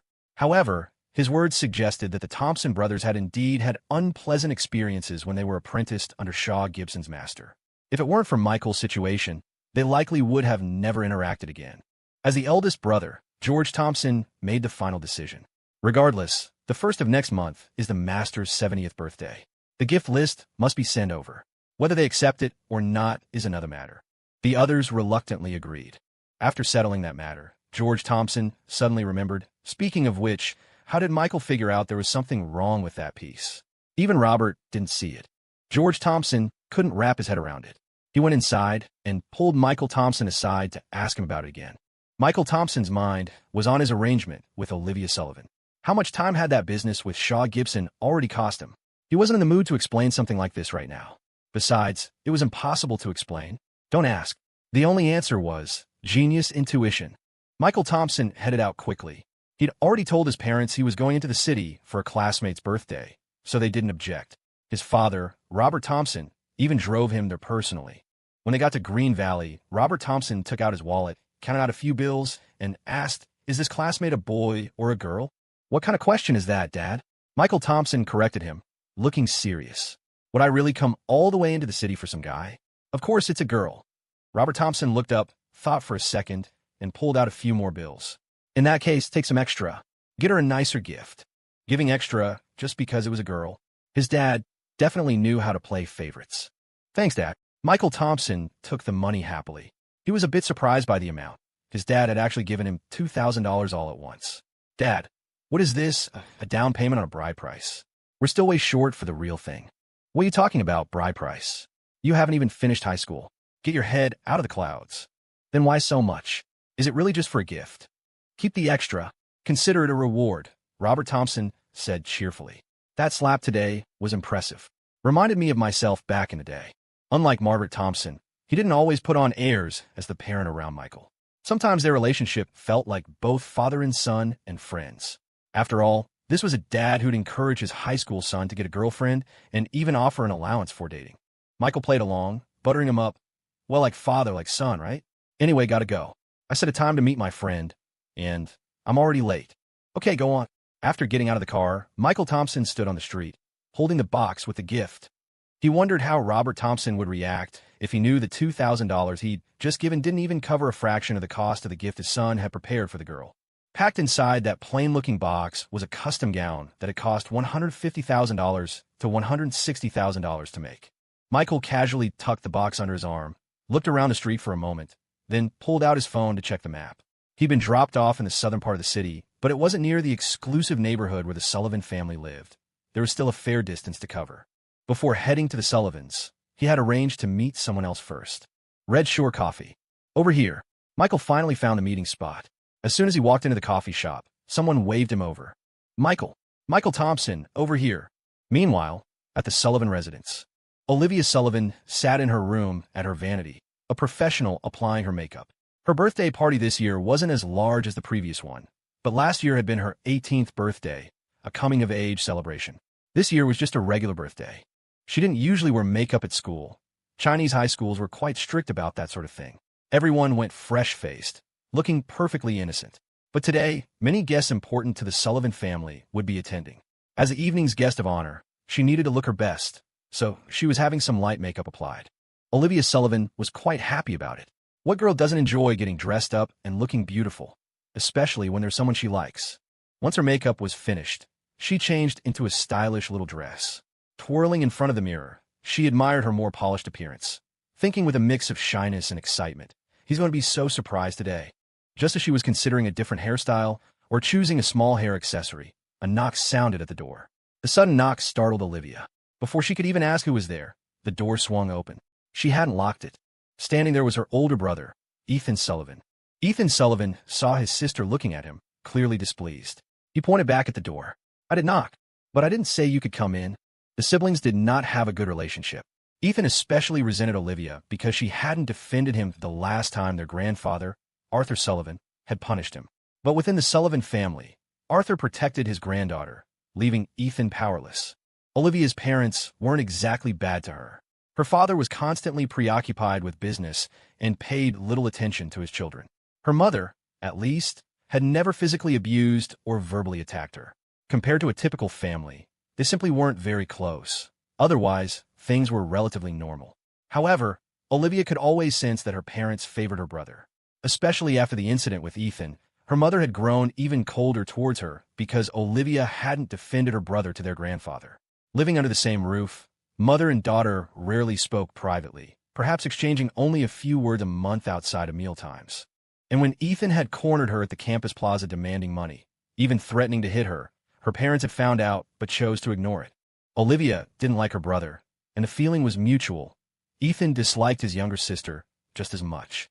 Perhaps the reason for his dislike was that, as the man and the older sibling, he couldn't stand seeing his sister become increasingly successful and favored by their grandfather. the head of the family. Meanwhile, he, the eldest grandson, was dismissed by others as a hopeless case, useless mud that couldn't be built into a wall. Even his own grandfather couldn't hide the disappointment and reproach in his eyes when he looked at Ethan. What was her problem? She was just a girl. Shouldn't she just plan on getting married quietly in the future? Did she actually think she could become the head of the family and inherit everything? Today, however, Ethan forced a friendly smile and spoke politely. He had no choice. Today, he needed something from her. Since the last incident, his grandfather was dead set on shipping his hopeless grandson abroad. The visa was nearly processed. All that remained was a plane ticket at the end of the month to send him off to some miserable coffee plantation in a place like Myanmar, Laos, or Cambodia. How could Ethan not be panicking? He was practically frantic. If he got sent abroad, God knows when, or if, he'd ever come back. And it wasn't like he was being sent to France, England, or the U.S., places where he could at least have some fun. No, it was to some miserable little country like Myanmar, Laos, or Cambodia. They were really sending him away to suffer. His only hope now to change their grandfather's mind and stay in the country was his little sister. He'd do anything, even grovel, if it meant he didn't have to leave the country. Hey sis, happy birthday. Ethan did his best impression of a doting older brother, smiling as he spoke. All these years, I haven't really given you any decent presents. Consider this making up for it, plus a New Year's gift. He held out a gift box to Olivia. Look at this little dress you're wearing. Probably just some cheap thing worth a few thousand, right? I had a friend bring back a gown from France, designed and handmade by a top designer. Put on, you'll look absolutely stunning. You're going to love it. Olivia nervously clutched the hem of her skirt and backed away slightly. Steeling herself, she said, I don't have any money. She assumed this sudden, fawning behavior meant Ethan was about to hit her up for money again. I just need you to do me a favor. Ethan Sullivan put the gift box down and said to Olivia Sullivan, Grandpa dotes on you, doesn't he? Help me talk to him. I don't want to go abroad. Olivia Sullivan hesitated. Ethan Sullivan going abroad would be a good thing, not just for her, but for the entire Sullivan family. Because of Ethan, the family had cleaned up his messes countless times. Just last month, some pregnant girl had shown up at the house demanding Ethan take responsibility. No one knew exactly how it was resolved in the end, but it certainly took a lot of effort. Seeing Olivia hesitate without saying anything, Ethan grew anxious. He irritably scratched his head, then turned back, pointing at her. Look, I'm asking you nicely right now. Why don't you just agree? Don't push me. Olivia Sullivan was usually mild-mannered, but even she was angered by Ethan's disrespectful attitude. What are you going to do? As the siblings argued, the others in the room didn't dare intervene. They exchanged glances before quietly leaving the room. Veins pulsed on Ethan's forehead as he pointed fiercely at Olivia. Fine. Grandpa protects you here at home, so I wouldn't dare touch you. But nobody's protecting that Thompson kid. Damn it. The son of some countryside stonemason almost had me fooled. I still haven't settled the score with him for that. Just mentioning it made Ethan furious, his eyes practically turning red.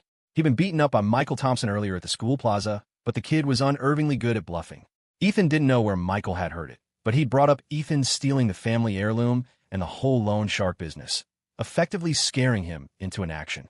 Not only had he been beaten up, but he'd also been shaken down for $300. His own father had never hit him that hard his entire life. He'd never been humiliated like that before. Ethan Sullivan might be a spoiled brat, but he wasn't completely stupid.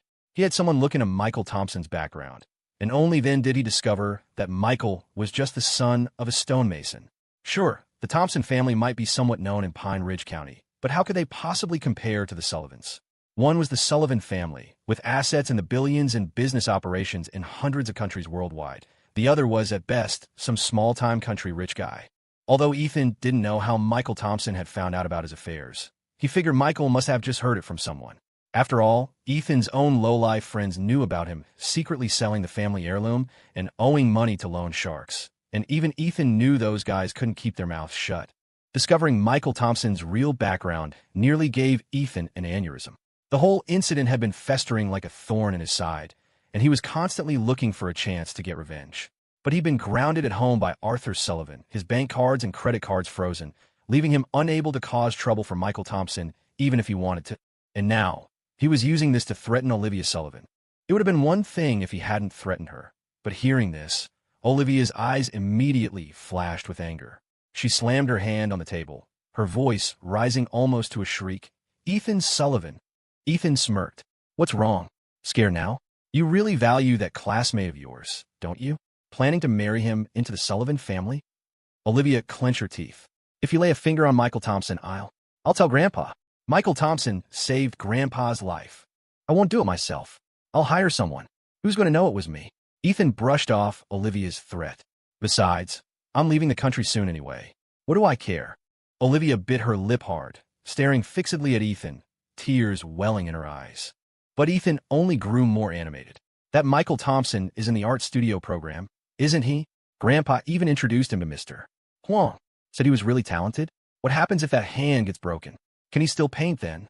And it's not just Michael Thompson. You have that good friend, Claire Evans, right? I know all about her. Tell me, if Claire were to show up pregnant next semester, could she still go to school? Ethan had truly dropped all pretense now, threatening his own sister like the lowest kind of thug. Olivia truly panicked, because knowing Ethan's character, he was absolutely capable of doing something like this. Besides, even if he did it, what could anyone really do to him?